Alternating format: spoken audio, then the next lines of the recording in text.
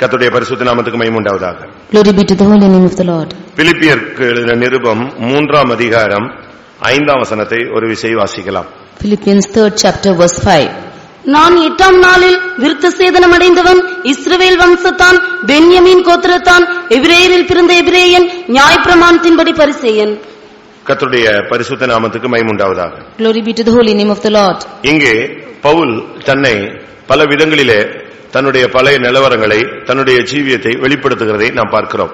Here we see Paul revealing his characters which was before. ஒரு காலத்திலே சவுலாக இருந்த ஒரு மனிதன். He was once like Saul. கர்த்தர் அவனை பவுலாக மாற்றினார். God changed him as Paul. இப்பொழுது அவன் பிலிப்பியருக்கு எழுதும் பொழுது தன்னுடைய நிலவரத்தினுடைய பல பகுதிகளை அவன் சொல்லுகிறார். Now writing to Philippians, he is saying the different angles of his life. அதுக்கு பின்பாகவும் பல காரியங்களை அவன் பேசினாலும், even after that, though he speaks many things, நாம் இன்றைக்கு இந்த 5ஆம் வசனத்தை மட்டும் நாம் எடுத்துக்கொள்ளலாம். let us concentrate only on the 5th verse. அந்த 5ஆம் பகுதியிலே 5 காரியங்கள் சொல்லப்பட்டிருக்கிறது. There are 5 things mentioned in this 5th verse. ஒன்று, நான் 8ஆம் நாளில் விருத்த சேதனம் அடைந்தவன். First is he circumcised on the 8th day. இரண்டாவது, இஸ்ரவேல் வம்சத்தான். He is of the stock of Israel. மூன்றாவது, அவன் பென்யமீன் கோத்திரத்தான். Thirdly, is of the tribe of Benjamin. நான்காவது, எபிரேயரில் பிறந்த எபிரேயன். Fourthly, an Hebrew of the Hebrews. ஐந்தாவது, நியாயப்பிரமாணத்தின்படி பரிசேயன். Fifthly, as touching the law of Pharisee. இந்த 5 காரியங்களை குறித்து நாம் இன்றைக்கு சிந்திக்கலாம். Let us meditate on these 5 things. Saul என்றால் விரும்பப்பட்டவன் என்று அர்த்தம். Saul means one who is being liked.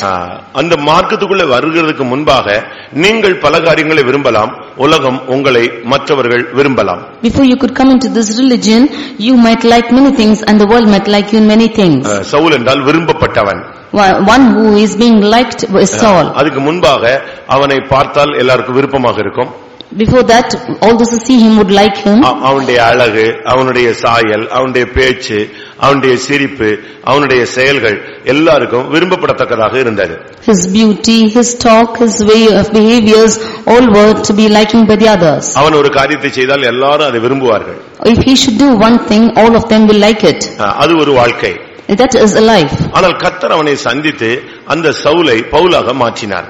But the Lord met him and changed this Saul as Paul. Pavul என்றால் சிறுமைப்படுத்தப்பட்டவன் என்று அர்த்தம். Paul means one who has been lowered. உலக பிரகாரமாக நாம் இருக்கும் பொழுது மற்றவர்கள் நம்மை விரும்பலாம், ஆனால் கிறிஸ்துவுக்குள்ள வந்துட்ட பின்பு கிறிஸ்து மாத்திரமே நம்மை விரும்புகிற ஒரு வாழ்க்கை நாம் வாழ வேண்டும். When we live in this world, we can live a life which is being liked by all. But when we come into this religion, we should live a life which is pleasing only to Christ. மனுஷன் உன்னை விரும்பக்கூடாது. Men should not like us. மனுஷன் நான் உன்னை விரும்புகிறேன் ஒருத்தனும் ஒருத்தியும் வந்து உன்னை பார்த்து சொல்லக்கூடாது. Not at any time any man or woman should come and tell that they like you. அவன்கிட்ட வந்து யாரும் ப்ரொபோஸ் பண்ணக்கூடாது. Nobody should come and propose you. நான் உன்னை விரும்புகிறேன், I do like you. அப்படி சொன்னா யாரோ உன்னை விரும்புகிற ஒரு ரூபமோ சாயலோ அந்த அம்சமோ உலகத்தின் ஒரு சாயல் உனக்குள் காணப்படுகிறது. If anybody says that they like you, then you have the form and comeliness of the world in you. ஏசாயா 53:2 பார்க்கும் பொழுது, when we read in Isaiah chapter 53, நாம் அவரை விரும்பத்தக்க ரூபம் அவருக்கு இல்லாதிருந்தது என்று சொல்லப்பட்டிருக்கிறார். we see that he had no form or comeliness that we should like him. ஒரு விதத்துல பார்க்கும் பொழுது அவர் 10,000களில் சிறந்தவர். He is much fairer than 10,000. வேதம் சொல்லுகிறது அவர் வெண்மையும் சிவப்புமானவர். He is ready and righteous, says the word of God. அவருக்கு ஈர்ப்பு சக்தி இருந்தது. He had the attraction towards the others. ஒரு தரம் அவரை பார்த்தால் ஒருவன் பின்னாகவே போய்விடுவான். If one should see him for once, then he will go behind him. ஒரு சரித்திர ஆசிரியன் சொல்லுகிறான், one historical writer says like this, ஒரு தரம் இயேசுவை ஒருவன் பார்த்து விட்டால் அப்படியே அவன் குடும்பம், வீடு, மனைவி, பிள்ளை, புருஷன் எல்லாத்தையும் மறந்து போயிட்டே இருப்பான். If one would see Jesus once, then he would forget his family, his house and his wife and children and all, and will follow Jesus. அது உண்மைதான். That is true. வேதத்துல நீங்க பார்க்கும் பொழுது, when we see in the word of God, அநேகர் இப்படியே பின்னால போய் கொண்டே இருந்தார்கள். 3 நாள் அவங்க சாப்பிடல, வீட்டுக்கு போல, பிள்ளைகளை தேடல, தூங்கணும், எதையும் யோசிக்கவே இல்லை. 3 நாள் அவர் பின்னாலேயே அப்படியே போய்கிட்டே இருந்தாங்க. Many of them went behind Jesus. For 3 days they did not look into their family or children or anybody or to eat or to drink. இயேசுதான் 3ஆவது நாளிலே இவங்க வீட்டுக்கு போகட்டும், வழியில சோர்ந்து போக கூடாதுன்னு அப்பொழுதுதான் அவர்களுக்கு ஆகாரத்தை குறித்து கொடுத்து அவர்களை வீட்டுக்கு அனுப்பினார். Jesus only gave them food because thinking that they would be faint on the way, and he provided them food. ஆனபடினால அப்படிப்பட்ட ஒரு சாயல் உள்ளவர் நமக்காக விரும்பப்படத்தக்க ரூபம் இல்லாத ஒரு சிலுவை மரணத்தை ஏற்றுக்கொண்டார். He who had such a likeness, he took the form that when nobody should like him.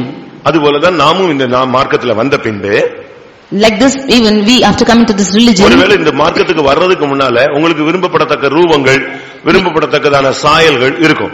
Before one could come into this religion, he might have the form of comeliness that one should like them. அதுக்கு முன்னால உங்களுக்கு விரும்பப்படவங்கட்ட ஒரு 2 நிமிஷம் பேசுனீங்கன்னா யாரையாவது கவுத்துருவீங்க.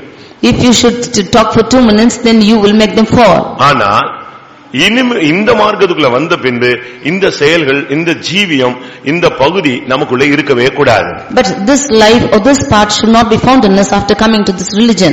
இதை நீங்கள் சரியான விதத்தில் விளங்கிக் கொள்ள வேண்டும். You should understand this in the right manner. அதனால தான் சொன்ன ஆரம்பத்திலேயே, இதுக்குள்ள வந்துட்ட பின்பு ஒருவன் உன்னை நேசிக்கிறேன், ஒருத்தி உன்னை நேசிக்கிறேன் சொன்னா உனக்குள்ள உலகத்தின் நிழல் ஏதோ சாயல் என்ன செய்கிறது இருக்கிறது. If that is why I said in the beginning that if any after coming to this religion, if any of them would come and say that they like you, then you have the form of God, this world in you. இதுக்குள்ள வந்துட்ட பிறகு, after coming to this religion, உங்களுக்கு விரும்பத்தக்கதான எந்த விதமான தன்மை இருக்க கூடாது. அதனாலதான் நாம் இந்த உலகத்துல ஒன்றுமில்லாமல், அழகில்லாமல், அது வேண்டாம் இது வேண்டாம் இலட்சியம் எல்லாவற்றையும் வெறுத்து ஒதுக்கி பார்த்தா மற்றவங்க லைக் பண்ற அந்த சாயல் நமக்குள்ள இல்லாத தன்மைக்கு நாம் வருகிறோம். You should have no form of comeliness if you after coming into this religion, so that when other people sees us, they should not like us in any manner. நம்ம நகை எடுத்ததுக்கு, மீசை எடுத்ததுக்கு, ஒயிட் அண்ட் ஒயிட் போடுறதுக்கு, இன்னும் பல காரியங்கள் செய்கிறதுக்கு உபதேச ரீதியில பல வசனங்கள் இருந்தாலும் இதுவும் ஒரு உண்மையான ஒரு உபதேசத்தினுடைய ஒரு பகுதி. For us to forsake the form of this world or the fashions of this world or the mustache or anything is belonging to this part of the world. அதனால தான் பவுல் என்று சொன்னால் சிறுமைப்பட்ட ஒரு அனுபவம் என்று சொல்லப்பட்டிருக்கிறார். That is what Paul means, a humiliated person. நமக்கு எல்லாவற்றையும் அனுபவிக்க அதிகாரம் உண்டு, ஆனால் ஒன்றுமே நமக்கு தகுதியாக இராது. We have authority to obtain everything, but it is not worthy to us. இவன் தன்னை குறித்த 5 காரியங்களை இங்கே இந்த ஒரு வசனத்தில் மட்டும் 5 காரியங்களை சொல்லுகிறார். Here in this one verse he tells about 5 things. நான் 8ஆம் நாளில் விருத்த சேதனம் அடைந்தவன். I am circumcised on the 8th day. இந்த விருத்த சேதனம் என்பது இன்றைக்கும் பூலோகத்தில் நடந்து கொண்டிருக்கிற ஒரு சடங்காச்சாரமாக இருக்கிறது. This circumcision is taking place as a tradition even today. இன்றைக்கும் கூட வேதத்தின் அடிப்படையில, பழைய ஏற்பாட்டின் அடிப்படையில சில மார்க்கங்கள் இதை செயல்படுத்திக் கொண்டே வருகிறது. Even today on the basis of the Old Testament, some religions are following this. யூதர்கள் இல்லாவிட்டால் முஸ்லிம்ஸ் இவங்க எல்லாம் இந்த காரியத்தை செய்து கொண்டே வருகிறார்கள். The Jews or the Muslims are observing these things. உலக பிரகாரமாக பார்க்கும் பொழுது அந்த நாட்களிலே எழுத்தின் பிரகாரமாக தேவன் இதை அனுமதித்தார். Literally God admitted this thing to happen in the Old Testament. விருத்த சேதனம் என்பது இன்றைக்கு உலகத்தில் பெண்களுக்கும் ஆண்களுக்கும் நடக்கிறதாக உலக சுகாதார நிறுவனம் சொல்லுகிறது. Even the worldly situation tells that the circumcision is taking place. உலக சுகாதார நிறுவனம் சொல்லுகிறது ஆண்களுக்கும் பெண்களுக்கும் இந்த விருத்த சேதனம் இன்றைக்கு பூமியிலே நடைபெறுகிறது என்று சொல்லுகிறது. The World Health Organization is also saying that this circumcision is taking place for both man and woman. ஆனால் இது நான் இன்னைக்கு சொல்ல போறது ஆவிக்குரிய விருத்த சேதனம். But this circumcision, what I am going to tell, is spiritual circumcision. இந்த ஆவிக்குரிய விருத்த சேதனம் என்பது நமக்குள்ளே நடைபெற வேண்டிய ஒரு முக்கியமான ஒரு அனுபவம். This spiritual circumcision has to take place and it is important in our life. நமக்கு எழுத்தின் பிரகாரமான அந்த விருத்த சேதனம் அல்ல, உள்ளத்திலே நடைபெற வேண்டிய ஒரு அனுபவம். It is not a literal circumcision, but what should take place in ourselves. ரோமருக்கு எழுதின நிருபம் 2ஆம் அதிகாரத்திலே நாம் இதை பார்க்கும் பொழுது, Romans 7th chapter when we read this, ரோமர் 2ஆம் அதிகாரத்தை பார்க்கும் பொழுது 2nd chapter when we see this, 28 29 வசனங்களிலே verses 28 and 29, இந்த விருத்த சேதனத்தை குறித்து அங்கே பவுல் தெளிவாக பேசுகிறார். here St. Paul speaks clearly about circumcision. உள்ளத்திலே யூதனானவனே யூதன், He that is a Jew within is a Jew. ஆவியின்படி இருதயத்தில் உண்டாகும் விருத்த சேதனமே விருத்த சேதனம். The circumcision by the spirit which is made inside is circumcision. புதிய ஏற்பாட்டு விருத்த சேதனம் 3 வகையிலே அது அழைக்கப்படுகிறது. The New Testament circumcision is called by 3 ways. இதை குறித்து புதிய ஏற்பாட்டிலும் வசனங்கள் உண்டு, பழைய ஏற்பாட்டிலும் வசனங்கள் உண்டு. For these we have the verses both in the Old and the New Testaments. விருத்த சேதனம் என்பது நமக்கு 3 இடங்களிலே இல்லாவிட்டால் 3 தன்மைகளிலே நமக்குள் நடைபெற வேண்டிய ஒரு அனுபவம். Circumcision must take place in us in three angles. இங்கே நான் 8ஆம் நாளில் விருத்த சேதனம் அடைந்தவன் என்று அவன் சொல்லுகிறான். Here he says that he is circumcised on the 8th day. லூக்கா எழுதின சுவிசேஷம் லூக்கா எழுதின சுவிசேஷத்தில் நாம் பார்க்கும் பொழுது இயேசுவும் 8ஆம் நாளிலே விருத்த சேதனம் பண்ணப்பட்டார். Even in the Gospel of Luke we see that Jesus was circumcised on the 8th day. லூக்கா 2ஆம் அதிகாரத்திலே நாம் 21லே நாம் இதை பார்க்க முடியும். In Luke's second chapter verses 21 we see this. பிள்ளைக்கு விருத்த சேதனம் பண்ண வேண்டிய 8ஆம் நாளில் அவருக்கு இயேசு என்று பெயரிட்டார்கள். On the 8th day when it was accomplished the circumcision of the child was and they named him Jesus. அப்படியானால் கிறிஸ்தவ வாழ்க்கையிலே ஆவிக்குரிய விருத்த சேதனம் என்பது மிகவும் முக்கியமானது. If so in Christian life the spiritual circumcision is most important. அது எழுத்தின் பிரகாரமான விருத்த சேதனம் பண்ணப்பட்டவர்கள் தான் அந்த காலத்தில் யூதர்கள் என்று அழைக்கப்பட்டார்கள். Those who were literally circumcised in those days were called as Jews. ஆனால் புதிய ஏற்பாட்டிலே நமக்கு 3 காரியங்களிலே விருத்த சேதனம். But in the New Testament we have 3 circumcisions. ஒன்று இருதயத்தில், one is in the heart, மற்றொன்று உதடில், next is in the lips, மூன்றாவது செவியில், and thirdly in the ears. இந்த 3 காரியங்களிலே ஒரு ஆவிக்குரிய மனுஷன் சத்தியத்துக்குள்ள வந்து ஒரு குறிக்கப்பட்ட காலங்களுக்கு உள்ளே அந்த 8ஆம் நாள் என்பது ஒரு குறிக்கப்பட்ட நேரம், அதற்கு உள்ளாக இந்த 3 காரியங்களிலே அவன் விருத்த சேதனம் பண்ணப்பட்ட வாழ்க்கைக்கு அவன் கடந்து வந்திருக்க வேண்டியது அவசியம். When we say spiritual man of God, that 8th day shows that prescribed time after he is saved, then he should come into this circumcision. புரியுதா?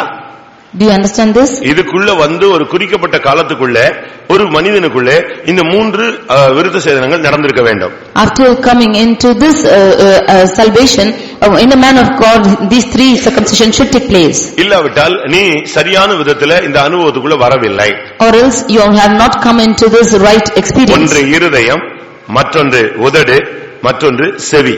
One is the heart, next is the lips, and next is the ears. அப்போஸ்தலர் 7ஆம் அதிகாரம் 51ஆம் வசனத்தை பார்க்கும் பொழுது, when you read in Acts 7:51, அங்கே இருதயத்திலும் செவியிலும் விருத்த சேதனத்தை குறித்து சொல்லி இருக்கிறார். we see the circumcision in the heart and in the ears. யாத்திராகமம் 6ஆம் அதிகாரத்தில் பார்க்கும் பொழுது, when you see it in Exodus chapter 6, 12 இல்லாவிட்டால் 30 இந்த வசனங்களிலே பார்க்கும்போது, in verses 12 and 30 we see like this, அங்கே உதடுகளில் விருத்த சேதனம் சொல்லப்பட்டிருக்கிறது. we see the circumcision of the lips. அப்போஸ்தலர் 7:51 வாசியுங்கள். வணங்காக்கள் துள்ளவர்களே, இருதயத்திலும் செவிகளிலும் விருத்த சேதனம் பெறாதவர்களே, இருதயத்திலும் செவியிலும் விருத்த சேதனம். the circumcision in heart and ears. யாத்திராகமம் 6ஆம் அதிகாரம் 12ஆம் வசனம். மோசே கர்த்தருடைய சன்னிதானத்தில் நின்று, இஸ்ரவேல் புத்திரரே, எனக்கு செவி கொடுக்கவில்லை, பார்வோன் எனக்கு எப்படி செவி கொடுப்பான், நான் விருத்த சேதனம் இல்லாத உதடுகள் உள்ளவன் என்றான். பழைய ஏற்பாட்டிலேயே இந்த சாதாரண விருத்த சேதனத்தை காட்டிலும் ஆவிக்குரிய விருத்த சேதனம் வலியுறுத்தப்பட்டு உள்ளது. In the Old Testament itself, more than the literal circumcision, the spiritual circumcision was emphasized. ஒன்று இருதயம், மற்றொன்று செவி, மற்றொன்று உதடு. One is the heart, next is the ears, next is the lips. ஒரு ஆவிக்குரிய மனுஷனுக்கு இந்த 3 அவயவமும் மிகவும் முக்கியம்.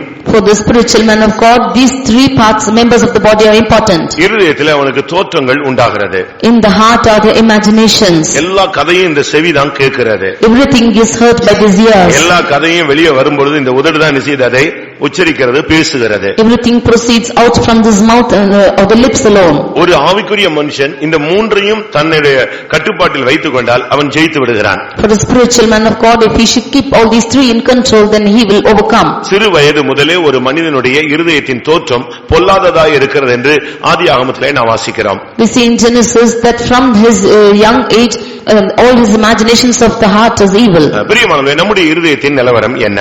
How is our state of a heart? இருதயம் விருத்த சேதனம் பண்ணப்படாத பட்சத்திலே இருதயத்திலிருந்து தோன்றுகிறதெல்லாம் உங்களை தீட்டுப்படுத்திக் கொண்டே இருக்கும். The state wherein a heart is not circumcised, then all the imaginations of the heart will defile us. இந்த இருதயத்தில் விருத்த சேதனத்தை குறித்து பழைய ஏற்பாட்டிலே ரொம்ப வசனங்கள் உண்டு. Now we can see many verses in the Old Testament about the circumcision of heart. எசேக்கியேல் 44ல பார்க்கும் பொழுது, in Ezekiel chapter 44, அங்கே 44ல 9ஆம் வசனத்தை பார்க்கும் பொழுது, when we read the 9th verse, 44:9, கர்த்தராகிய ஆண்டவர் சொல்கிறது என்னவென்றால், இஸ்ரவேல் புத்திரரின் நடுவில் இருக்கிற சகல அந்நிய புத்திரரிலும் விருத்த சேதனம் இல்லாத இருதயமும், விருத்த சேதனம் இல்லாத இருதயம், the uncircumcised heart. அடுத்ததாக எரேமியா 6:10 பார்க்கும் பொழுது, Jeremiah 6:10, அங்கே செவியை குறித்து சொல்லி இருக்கிறது. we see about ears. எரேமியா 6ஆம் அதிகாரம் 10ஆம் வசனம். அவர்கள் கேட்கும்படி நான் யாரோடே பேசி எச்சரிப்பேன், அவர்களுடைய செவி விருத்த சேதனம் இல்லாதது, அவர்கள் கேட்க மாட்டார்கள். பாருங்க, இப்படி இருதயம், செவி இவைகளை குறித்த விருத்த சேதனத்தை குறித்து சொல்லி இருக்கிறார். There are ears which cannot hear, that is an uncircumcised ear. இருதயம் சரியில்லாவிட்டா நீங்க என்ன பிரசங்கம் கேட்டாலும் அது உங்களுடைய இருதயம் சரியில்லாத தன்மைக்கு ஏற்ற விதமாகத்தான் உள்ள என்ன செய்யும், போகும்.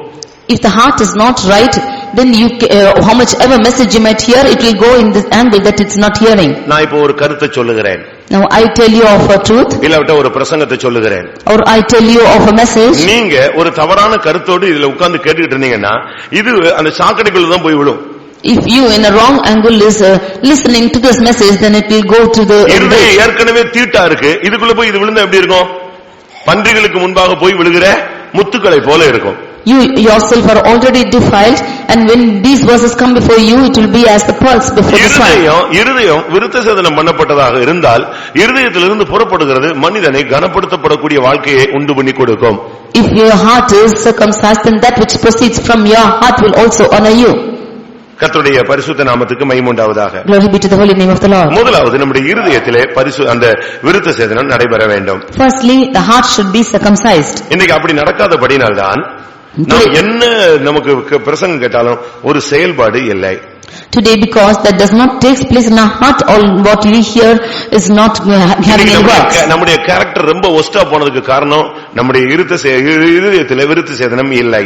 The reason why our character is becoming worse is because we have no circumcision in our heart. எரேமியா 9:26 வசனத்தை பார்க்கும் பொழுது, Jeremiah 9 verse 26 அங்கே பார்க்கும் பொழுது இருதயத்திலே விருத்த சேதனம் இல்லாதவர்கள் என்று கர்த்தர் இஸ்ரவேல் வம்சத்தாரை சொல்லுகிறார். The Lord is saying about the house of Israel that they are uncircumcised in heart. அந்த ஜனங்கள் எல்லாம் எகிப்து, ஏதோம், அம்மோன் புத்திரர், மோவாப் இவங்க எல்லாம் ஜீவியத்திலே கரைப்பட்டவர்கள். And we see that the children of Edom and Ammon and Moab, they are all defiled in their lives. உலக பிரகாரமான தவறுகள், உலக பிரகாரமான பாவங்கள், உலக பிரகாரமான நினைவுகள் நம்முடைய இருதயத்திலே தோன்றினால் நம்முடைய இருதயம் விருத்த சேதனம் பண்ணப்படவில்லை. If we have the errors of the world or the uncleanness of the world or the filthiness of the world, then still our heart is defiled. இந்த இருதயம் விருத்த சேதனம் பண்ணப்பட்டிருந்தால் நம்முடைய தோற்றங்கள், எண்ணங்கள் எல்லாம் தெளிவாக, தெய்வீகமாக, பரிசுத்தமாக இருக்கக்கூடும். If our heart is circumcised, then our thoughts and imaginations will all be holy and pure. அதனால தான் இருதயத்திலே பரிசுத்த ஆவியை உள்ளே அனுப்புகிறார். That is why he sends the Holy Spirit in the heart. இருதயத்தில் சுத்தம் உள்ளவர்கள் பாக்கியவான்கள், அவர்கள் தேவனை தரிசிப்பார்கள். Blessed are the pure in heart, for they shall see God. அதனால தான் ஒரு மனிதன் சொல்றான், ஆண்டவரே எனக்கு இருதயம் சரியில்லாம போயிடுச்சு, அதனால தயவு செய்து சுத்த இருதயத்தை எனக்கு என்ன செய்யுங்க, சிருஷ்டியுங்கள் என்று சொல்லுகிறான். That is why a man of God says that his heart is not pure, and he asks God to create in him a clean heart. அபிஷேகத்திலே கர்த்தர் ஒரு மனிதனுக்கு வேற இருதயத்தை கொடுக்கிறார். By anointing, the Lord gives a different heart to a man. சவுலுக்கு நடந்த அந்த சம்பவம் அப்படித்தான் சொல்லப்பட்டிருக்கிறது. The incident which took place in Saul is like this. அபிஷேகம் பெற்று போகும்போது அவனுக்கு கர்த்தர் வேற இருதயத்தை கொடுத்தார். After he got the anointing, God gave him a different heart. அப்படியானால் இருதயத்திலே ஒரு விருத்த சேதனம், ஒரு புதுமையான, ஒரு தெய்வீகமாக துண்டிக்கப்பட வேண்டிய காரியங்கள் துண்டிக்கப்பட்டு நாம் தெய்வீகமாக மாற வேண்டியது அவசியம். If so, there should be a circumcision in our heart, and all that should be cut off, and we should become godly. இருதயத்திலே விருத்த சேதனம் நடந்திருந்தால் எப்படி கண்டுபிடிக்க முடியும்? How can we find out if they are circumcised in heart? இருதயத்திலே விருத்த சேதனம் இருந்தால் உங்களுடைய எண்ணங்கள், நினைவுகள், தோற்றங்கள், உணர்வுகள், வாஞ்சைகள், விருப்பங்கள் எல்லாம் தெய்வீகமாக இருக்கும். If you have the circumcision in heart, then all your thoughts, imaginations, and all your desires and imaginations will all become divine. அடுத்து செவிகளில் விருத்த சேதனம் தேவை. Nextly, you need the circumcision in your ears. எப்பொழுதுமே உங்களுடைய செவியை நீங்க அழகா பாதுகாக்கணும். You should always preserve your ears. ஏனென்றா பல சத்தங்கள் கேட்கக்கூடிய ஒரு காலம். Because these are the times when you hear different voices. மனுஷ சத்தம் கேட்கிறது, you hear the voice of man. தேவ சத்தம் கேட்கிறது, you hear the voice of God. பிசாசின் சத்தம் கேட்கிறது, you hear the voice of Satan. இந்த சத்தத்தை நீங்க ஃபர்ஸ்ட் அனலைஸ் பண்ணணும். யார் பேசுறா? You should first analyze as to who is talking to you. இருதயத்துல செவிகள்ல உங்களுக்கு விருத்த சேதனம் இல்லன்னா உங்களுக்கு குழம்பிக்கிட்டே இருப்பீங்க, யார் பேசுறதுனே புரியாது. If you have no circumcision in your ears, then you will be confused as to who is talking to you.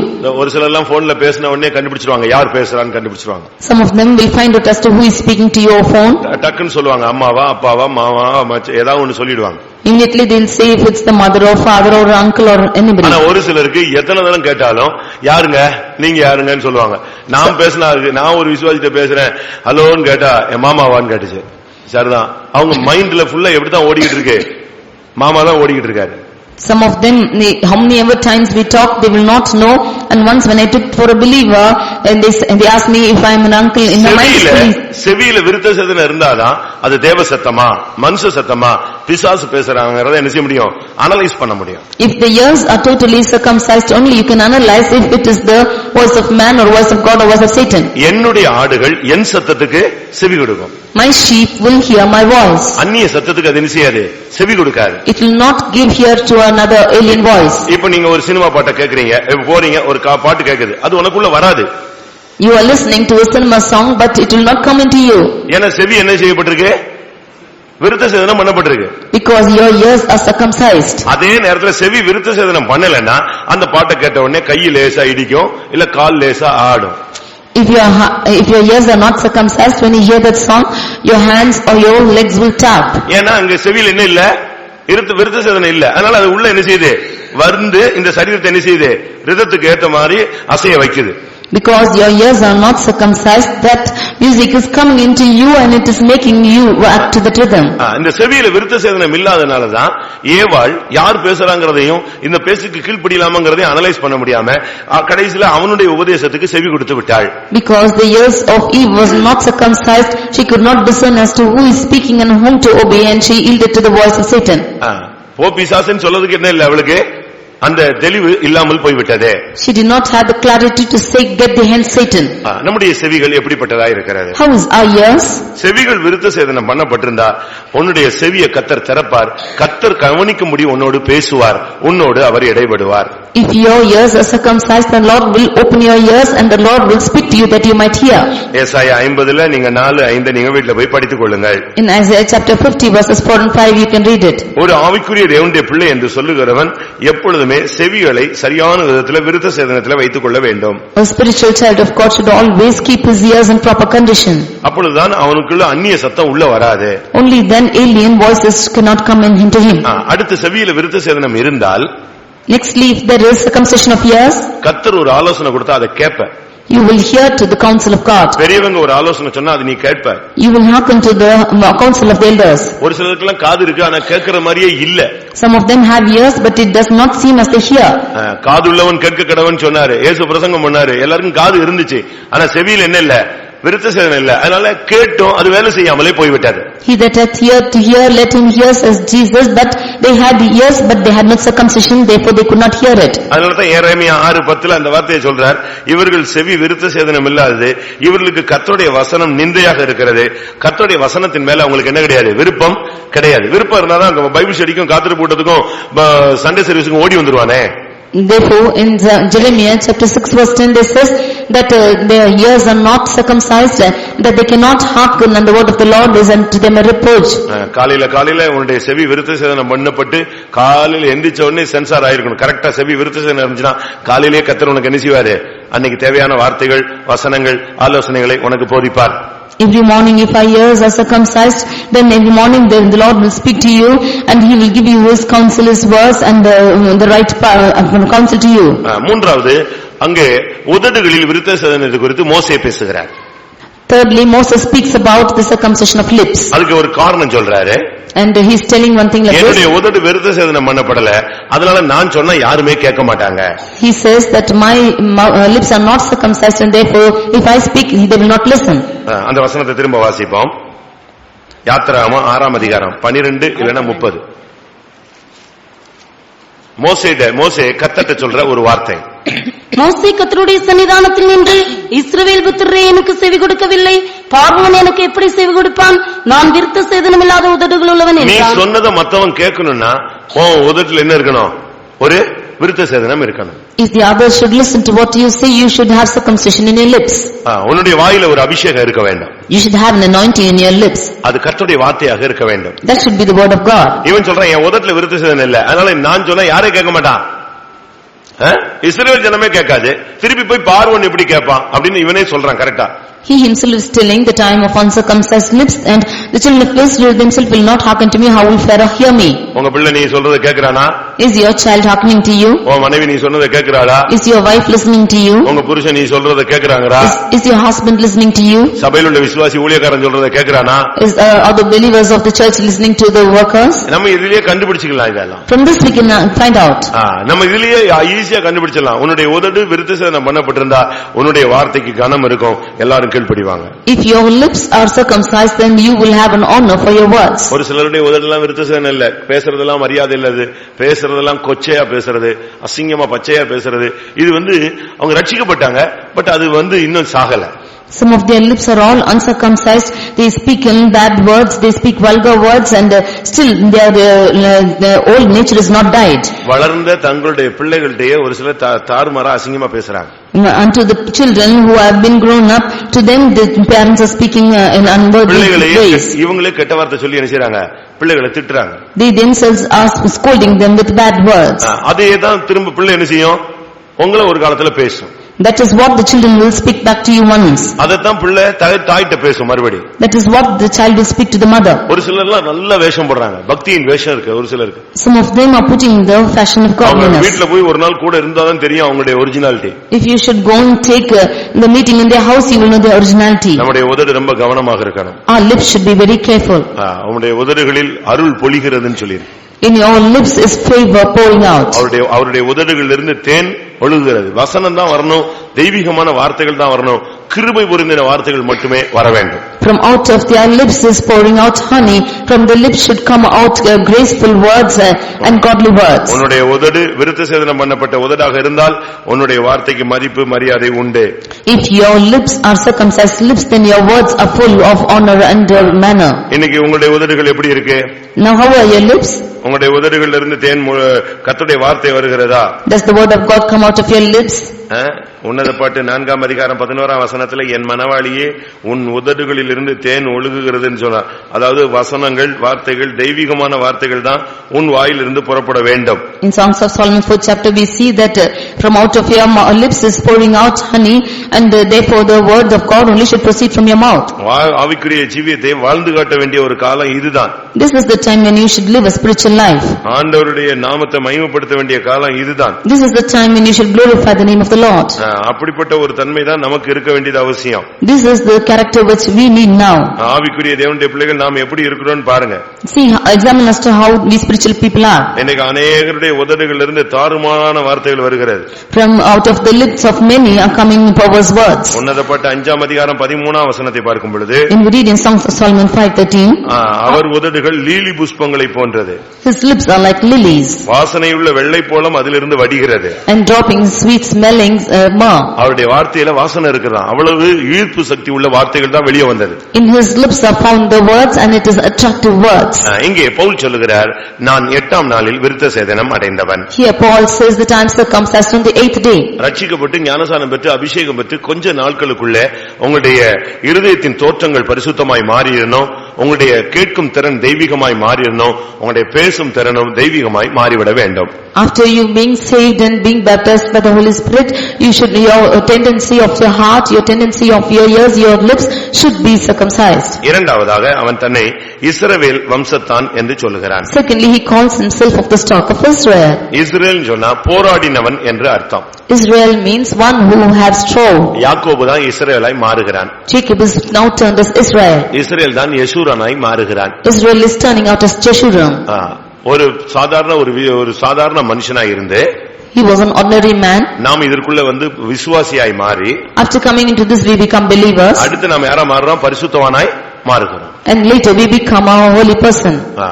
பாவியா இருந்தோம், first we were sinners, பரிசுத்தவான்களாய் மாறுகிறோம். we become saints, அடுத்து மணவாட்டியாய் மாறுகிறோம். and next we become the bride. இது ஒவ்வொரு stage. This is all the stages. அதுபோல இங்கே இவன் சொல்லுகிறான், தன்னுடைய வம்சத்தை குறித்து சொல்லும் பொழுது இஸ்ரவேல் வம்சம் என்று சொல்லுகிறான். Here when he speaks about his tribe, he says that he is of the stock of Israel. அவனுக்கு ஏன் அந்த பேர் வச்சாங்க? Why was he called like that? நீ மனுஷனோடும் போராடினாய், தேவனோடும் போராடினாய் என்று சொல்லி, போராடி மேற்கொண்டாய் என்று சொல்லி அவனுக்கு இஸ்ரவேல் என்று பெயரிட்டார். You have strove with man and with God, and you have overcome, saying so he called him Israel. சரி, மனுஷனோடு போராடுறது பிசாசோடு போராடுறது கரெக்ட். தேவனோடு போராடுறதுன்னா அது என்ன? It's good that you are striving with man or with Satan. What is the meaning of striving with God? தேவனோடு போராடுகிறது என்பது ஜெபத்தை காண்பிக்கிறது. Striving with God shows prayer. நீங்கள் மனுஷனோடு போராட வேண்டிய அவசியமே கிடையாது. There is no need for you to strive with man. நீங்கள் பிசாசோடு போராடினால் போதுமானது. It's good if you should strive with Satan. ஒன்று பிசாசோடு போராடணும், இரண்டாவது தேவனோடு போராட வேண்டும். You should strive with Satan and with God. இதை நீங்க சரியான விதத்தில் விளங்கிக் கொள்ள வேண்டும். You should understand this rightly. எபேசியர்களின் நிருபம் 6ஆம் அதிகாரத்தை நாம் பார்க்கும் பொழுது, in Ephesians chapter 6 when we read, அங்கே சொல்லி இருக்கிறது உங்களுக்கு போராட்டங்கள் உண்டு. Here we say that you have struggle. 6ஆம் அதிகாரம் 12ஆம் வசனத்தை பார்க்கும் பொழுது, when we read in 6:12, ஏனெனில் மாம்சத்தோடும் இரத்தத்தோடும் அல்ல, துரைத்தனங்களோடும் அதிகாரங்களோடும் இப்பிரபஞ்சத்தின் அந்தகார லோகாதிபதிகளோடும் வானமண்டலங்களில் உள்ள பொல்லாத ஆவிகளின் சேனைகளோடும் நமக்கு போராட்டம் உண்டு. இந்த உலகத்துல நமக்கு ரெண்டு காரியத்தோடு போராட்டம் இருக்கவே கூடாது. We should not have a problem or wrestling with two things. ஒன்று மாம்சம், மற்றொன்று இரத்தம். One is flesh and blood. மாம்சம்னா என்ன? What is flesh? புருஷன் மனைவி, இது மாம்சம். Husband and wife is flesh. பிள்ளைகள் சகோதர சகோதரிகள்லாம் யாரு? இரத்தம். Children and brothers and sisters are blood. புரியுதா உங்களுக்கு? You can understand this? கல்யாணத்துல விவாகத்துல ஒரு புருஷன் மனைவி ரெண்டு பேருமே யாரா மாறுறாங்க? ஒரே மாம்சமாக மாறுகிறார்கள். In a wedding, the husband and wife are becoming one flesh. அதற்கு பின்பு இவர்களுக்கு குழந்தை பிறக்கும் பொழுது அது அவருடைய இரத்தத்தினுடைய தோன்றுதல்.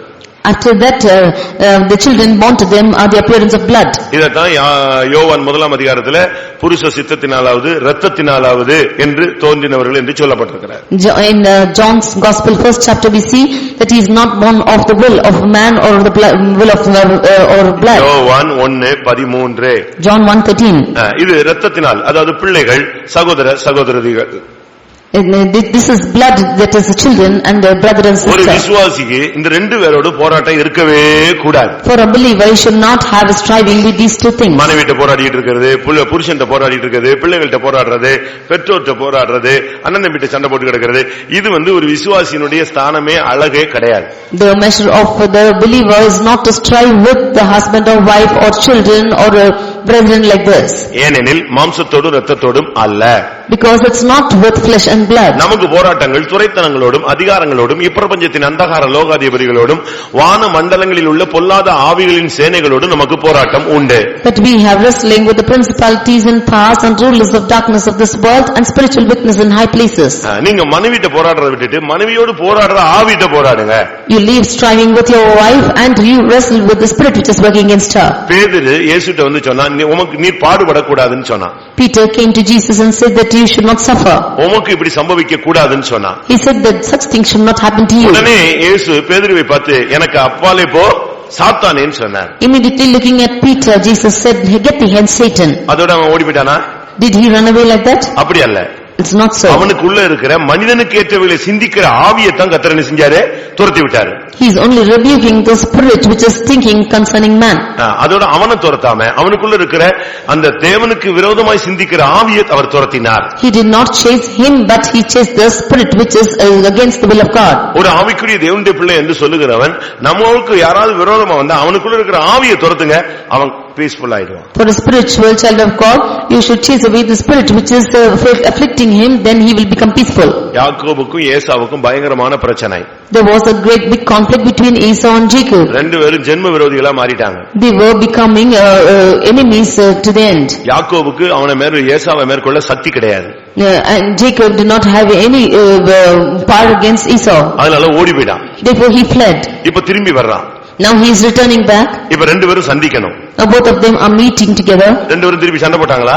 Did they fight with one another? இவன் தேவ சமூகத்துல தான் என்ன செஞ்சான்? போராடினான். He is only striving in the presence of God. கர்த்தாவே எனக்கு நீங்க இந்த காரியத்துல அவனை சாதகமா மாத்தணும், என்ன நீர் ஆசீர்வதிச்சா அவன் சாதகமா மாறிடுவான் இப்படி சொல்லி போராடி ஏசாவுக்குள்ள இருக்கிற அந்த பகையின் ஆவியை ஜெபத்துல நைட்ல செஞ்சான், அழிச்சிட்டான்.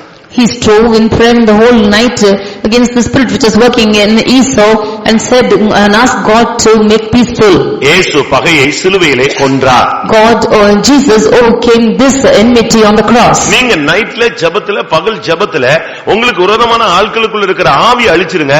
அடுத்த ட்ரிப் அவன் பாக்கும்போது ஸ்மைல் பண்ணுவான், ஸ்தோத்திரம் பண்ணுவான், ஒண்ணே கதையே பேச மாட்டான். In your night and day prayers you destroy the past which is working against the people against you, and they will be in good terms with you. அவனுக்குள்ள இருக்கிற எரிச்சலின் ஆவிக்காக ஜெபம் பண்ணுங்க. You pray for the spirit which is torturing him. அவனுக்குள்ள இருக்கிறதான அந்த உன் மேல இருக்கிற கோபத்தின் ஆவியை ஜெபித்து நீ கீழ்ப்படுத்து. You pray and subdue the spirit of anger which is working with him. அவனுக்குள்ள இருக்கிற தவறான எண்ணத்தை அழி. You destroy the evil thoughts in him. நீங்க இந்த ஆவியின் போராட்டத்தை நீங்க பழகணுமே தவிர மாம்ச போராட்டத்துல போய் நேரா அடிச்சுக்கிட்டு வாயை பேசிக்கிட்டு அடி வாங்கிட்டு வீட்டுக்கு அழுதுட்டு போலீஸ் கேஸ்னு தெருவா அலையக்கூடாது. If you should practice this wrestling of the spirit, then you should not strive with people and walk about with police station. அவனுக்குள்ள இருக்கிறதான ஆவியை பிசாசோட என்ன செய்யுங்க, நீங்க போராடுங்க. You should strive with the spirit which is working in him. இரண்டாவது, and secondly, ஜெபத்துல போராடி பழகணும். You should strive in prayer. ஒரு ஆவிக்குரிய மனுஷன் ஜெபங்கன்னா சும்மா இந்த ஜெபமே நமக்கு பார்த்தாலே பிடிக்கிறது இல்ல. A spiritual man of God, ஒரு சிலருடைய ஜெபத்தை பார்த்தாலே பிடிக்கிறது இல்ல. Some of their prayers is not to be liked at all. அந்த ஜெபத்துல முழங்கால் போடுறது இல்ல, முழங்கால் போட்டாலும் ஜெபிக்கிறது இல்ல, வாயை திறக்கிறது இல்ல, அபிஷேகத்துல நிரம்புறது இல்ல, அந்நிய பாஷை பேசுறது இல்ல. அப்படியே இந்த சிலை மாதிரி இருந்து ஜெபிச்சாலாம் காரியம் நடக்காது. They are not kneeling down, they are not praying. Even if they kneel down, they don't open their mouths, and like a statue, if they live like this, the spiritual language will not go. யாக்கோபு ஜெபத்துல போராடினானா அவனுடைய கால் தொடைச்சந்து நெஞ்சிருச்சு சுளுக்கிடுச்சுன்னு சொல்லியிருக்கு. Jacob strove in prayer that his muscle also got twisted. அவனும் தேவனுடைய தூதனை நெஞ்சாங்க பயங்கரமா போராடினா. அவன் என்னை விட்டு நான் போயிடுறேன்னு சொல்றான். எனக்கு டைம் ஆயிடுச்சு, கிழக்கு வெளுக்க போகுது, சூரியன் உதிக்க போகுது, நான் போறேன். இவன் சொன்னா கிழக்கு வெளுக்குதோ சூரியன் போகுதோ மறையுதோ என்ன செய்யணும், நீங்க ஆசீர்வதிக்கணும். பயங்கர போராட்டம். ரெண்டு பேரும் ஒருத்தர் போராடி கடைசியில ஆசீர்வாதத்தை வாங்கிட்டு வந்தான். He and the angel of God was trying together, and he said that it is going to be dawn and you let me go, but he strove with him until he received the blessing. இதே பழக்கம் அப்போஸ்தலனாகிய பவுலுக்குள்ளே இருந்தது. In this same practice was in Apostle Paul. ரோமர் 15ஆம் அதிகாரம், Romans 15 chapter, 32ஆம் வசனம். verse 32. நீங்கள் தேவனை நோக்கி செய்யும் ஜெபங்களில் நான் போராடுவது போல நீங்களும் என்னோடு கூட போராட வேண்டும் என்று நம்முடைய கர்த்தராகிய இயேசு கிறிஸ்துவின் நிமித்தமும் ஆவியானவருடைய அன்பின் நிமித்தமும் உங்களை வேண்டிக் கொள்கிறேன். நான் ஜெபங்களிலே போராடுகிறேன்னு சொல்றார். And as I strive in prayer, he says. ஜெபங்கள்ல நீங்க போராடி பழகுங்க. You should strive in prayer. சும்மா ஒரு 2-3 வசனம் வாசிக்கிறது, ஒரு பாட்டு பாடுறது, இந்த செத்த வீட்டுல பாடுற மாதிரி பாடிட்டு சங்கீதம் 23 எடுத்து வாசிச்சுட்டு திரும்ப அப்படியே சோத்ராம் சோத்ரான்னு பாதி தூங்கி அப்படியே நீங்க ஜெபிச்சு பழகி என்னாத்துமாவே போட்டீங்கன்னா வீடு கொஞ்ச நாள்ல அப்படி சுடுகாடு போல மாறிட்டே வரும். If you just sit in prayer for 2-3 points and you take Psalm 23 and you read and you go on like this, then your life will become stay free. நீங்க நல்ல பாடி நல்ல கைத்தட்டி நல்ல ஆவியில் நிறைஞ்சு ஜெபத்துல அந்நிய பாஷை பேசி போராடணும். அப்படி போராடும் பொழுதுதான் நாம் நன்மைகளை பெற்றுக்கொள்ள முடியும், பிசாசை ஜெயிக்க முடியும். Only if you strive in prayer and you will get an anointing and you resist the devil, then you can be resisting the evil powers which is against you. Pavul கூட தீத்து இருந்தான். With Paul was Titus, தீமோத்தேயு இருந்தான். and Timothy. இப்படி ஒரு லிஸ்டே இருக்கு. There's a big list like this. ஆனா எல்லாருக்கும் தான் இந்த வசனத்தை சொன்னா, ஆனா ஒரே ஒருத்தன் தான் பவுலை போலவே பிராக்டிஸ் பண்ணான். He told the verses to everybody, only one practiced like Paul. யாரு? Who is it? கொலோசியர் 4:12 பார்க்கும் பொழுது, in Colossians chapter 4:12, எப்பாப்பிராவும் உங்களுக்கு வாழ்த்துதல் சொல்கிறான், உங்களை சேர்ந்தவனும் கிறிஸ்துவின் ஊழியக்காரனுமாகிய இவன் நீங்கள் தேவனுக்கு சித்தமானவைகள் எல்லாவற்றிலும் தேர்ந்தவர்களாயும் பூர்ண நிச்சயம் உள்ளவர்களாயும் நிலை நிற்க வேண்டும் என்று தன் ஜெபங்களில் உங்களுக்காக எப்பொழுதும் போராடுகிறார். பாருங்க, பவுல் சொன்ன அந்த பழக்கம் எப்பாப்பிராவுக்கு மாத்திரம் தான் பிராக்டிஸ்ல அவன் செஞ்சு பழகினான். In that which St. Paul preached came into practice only in Epaphras. ஜெபங்கள்ல தனியா அறை வீட்டை பூட்டி கொண்டு நல்ல கத்தி ஆவியில் நிறைஞ்சு தேவனோடு போராடுங்க. You close your room and shout and strive in prayer. சரியான ஒரு ஜெப போராட்டம் உங்களுக்கு ஜெயத்தை கொடுக்கும். A right striving of prayer will give you victory. பாருங்க, நேருக்கு நேர் அவன் முகமுகமாய் கர்த்தருடைய தூதனை கண்டு ஜெபத்துல போராடி ஆசீர்வாதத்தை பெற்று அடுத்த நாள் சத்துருவை கீழ்ப்படுத்தினான். He saw the angel of God face to face and strove in prayer, and finally he subdued the evil power next day. எத்தனை தீமோத்தேயுக்கு இந்த பழக்கம் இல்ல. Timothy did not have this practice. ஆனா எப்பாப்பிராவுக்கு இந்த பழக்கம் இருந்தது. But Epaphras was practiced like this. எதுக்காக? Why is this? எதுக்காக போராடினானா, நீங்க எல்லாவற்றிலும் தேற வேண்டும், You should become perfect in everything. எல்லாவற்றிலும் நிச்சயம் உள்ளவர்களாய் நீங்கள் மாற வேண்டும். You should become sure in everything. அவன் பிரசங்கம் பண்றது மாத்திரமல்ல, அதுக்காக போராடி ஜெபித்த ஒரு நபர். He not only preached, he also strived in prayer. நாம் இந்த நாட்கள்ல ஒன்று விருத்த சேதனம் உள்ளவர்களாய் இருக்க வேண்டும். இரண்டாவது இஸ்ரவேல் வம்சத்தாராய் ஜெபங்களிலே போராடுகிறவர்களும் தேவனோடும் பிசாசோடும் போராடுகிற வல்லமையுள்ளவர்களாய் நாம் மாற வேண்டும். These days we not only becoming circumcised, we should also becoming people who strive with God in prayer and overcome devil and God. மூன்றாவது And thirdly, Benjamin கோத்திரத்தான். he is of the tribe of Benjamin. ஒன்று வம்சத்தை சொல்றான். Firstly, he is telling his stock. Israel வம்சத்தான். He is of the stock of Israel. அடுத்து பென்யமீன் கோத்திரத்தான். Nextly, he is of the tribe of Benjamin. பென்யமீன் என்று சொன்னால் வலதுகரத்தின் மகன் என்று அர்த்தம். Benjamin means son of the right hand. அப்படி சொல்லித்தான் அவனுக்கு பேர் வச்சாங்க. Saying so, he was named. ஒரு தேவனுடைய பிள்ளை இந்த நாட்கள்ல தேவனுடைய வலது கரத்துல வர வேண்டியது அவசியம். A child of God is necessary to come into the right hand of the God. நீங்கள் தேவனுடைய வலது கரமாக மாற வேண்டும். You should become the right hand of God. ஆண்டவர் இன்றைக்கு தம்முடைய பிள்ளைகள் மூலமாக தான் கிரியை செய்கிறார். And the Lord is working only through his children. ஆண்டவர் தம்முடைய யாரை கொண்டு கிரியை செய்ய யாராவது ஒரு ஆளை வைத்துதான் அந்த வேலையை அவர் செய்கிறார். He is only working through one person, God can work. பிரியமானவர்களே, நமக்குள்ள அப்படிப்பட்ட அனுபவம் இருக்கிறதா? And do we have this experience in us? நாம் இந்த நாட்களில் தேவனுடைய வலது கரமாக மாற வேண்டும். We should become as the right hand of God. நாம தேவனுடைய வலது கரமா மாறினாதான் கர்த்தர் நமக்கு நம் மூலமாய் பெரிய காரியங்களை செய்ய முடியும். If we become the right hand of God, then the Lord can do great things through us. இன்னைக்கு அநேகர் தேவனுடைய வலது கரமாக இல்லை. Today many of them are not found as the right hand of God. ஆண்டவருடைய வலது கரத்தின் பிள்ளைகளாக நீங்கள் மாறினால், if you become the children of the right hand, உங்களுக்கு வாழ்க்கையில எவ்வளவோ மேன்மையான அனுபவங்கள் கிடைக்கும். You will have great experiences in your life. அதை நீங்க சரியான விதத்தில் விளங்கிக் கொள்ள வேண்டியது அவசியம். You should rightly understand this. அதனால தான் அவன் சொல்றான், நான் பென்யமீன் கோத்திரத்தான். That is why he says he is of the tribe of Benjamin. நம்ம எல்லாரும் தேவனுடைய வலது கரத்தின் பிள்ளைகளாக இருக்கிறோமா? Are we found as the right hand children of the right hand? தேவனுடைய வலது கரத்தில் இருந்தால் அவருடைய வலது கரம் பராக்கிரமம் செய்யும். If we are found in his right hand, then his right hand will do valiant works. அவருடைய வலது கரம் உன்னை தாங்கும். His right hand will uphold you. அவருடைய வலது கரம் உனக்கு ரட்சிப்பை உண்டு பண்ணும். His right hand will bring you salvation. அவருடைய வலது கரமாய் இருந்தால் உன்னை அது உயர்த்தும். His right hand will uplift you. ஒரு தேவனுடைய பிள்ளை ஆண்டவருடைய வலது கரத்தின் பிள்ளைகளாக மாற வேண்டும். A child of God should become the right hand of God. ஆண்டவருடைய வலது கரம் பராக்கிரமம் செய்யும் சொல்லி இருக்கிறது. The right hand of God will do valiant works. 118 சங்கீதம் Psalm 118 15 வசனம் verse 15. நீதிமான்களுடைய கூடாரங்களில் ரட்சிப்பின் கம்பீர சத்தம் உண்டு. கர்த்தரின் வலதுகரம் பராக்கிரமம் செய்யும். கர்த்தருடைய வலதுகரம் பராக்கிரமம் செய்யும். For the right hand of God will do valiantly. நீங்க வலதுகரத்துல இருந்தீங்கன்னா நீங்க பராக்கிரமசாலிகளாக தேவனுடைய மகத்தான செயல்களை செய்யக்கூடியவர்களாக கர்த்தர் உங்களை மாற்றுவார். If you are in the right hand of God, then the Lord will change you to do valiant works. இதைத்தான் தாவீது சொல்கிறான், உம்மாலே நான் என்ன செய்வேன்? பராக்கிரமம் செய்வேன் சொல்றான். This is what David says, but by these I will do great things. ஆண்டவருக்குள்ள வந்துட்ட பிறகு நம்ம கோழைகளாக மாறக்கூடாது. ஆண்டவருக்குள்ள வந்துட்ட பிறகு கோழைகளாக காணப்படக்கூடாது. We should not become as cowards after coming into God. இதுக்குள்ள வந்துட்ட பிறகு நீங்க மரணத்துக்கு துணிந்து நின்று போராட வேண்டும். After coming into this, you should strive until death. அவர் ஆவிக்குரிய மனுஷன் என்று சொல்லுகிறவன் பராக்கிரமம் செய்ய வேண்டும். A spiritual man of God should do valiantly. ஆண்டவர் ஒரு பெரிய பயங்கரமான பராக்கிரமசாலி. For the Lord is a great valiant valor. கிதியோனை பார்த்து கர்த்தர் பேசின வார்த்தை என்னதான்? Looking into Gideon, what does the Lord speak? பராக்கிரமசாலியே கர்த்தர் உன்னோடு கூட இருக்கிறார். O mighty man of valor, the Lord is with you. சங்கீதம் 18 சங்கீதத்தில் பார்க்கும் பொழுது, reading in 18th Psalm 35 வசனத்துல, verse 35, அவரது வலது கரம் ஒரு மனுஷனை தாங்குகிறது. His right hand is upholding man. நாம் தாங்க வேண்டும், நாம் தேவனால் தாங்கப்பட வேண்டும். We should be held by the Lord.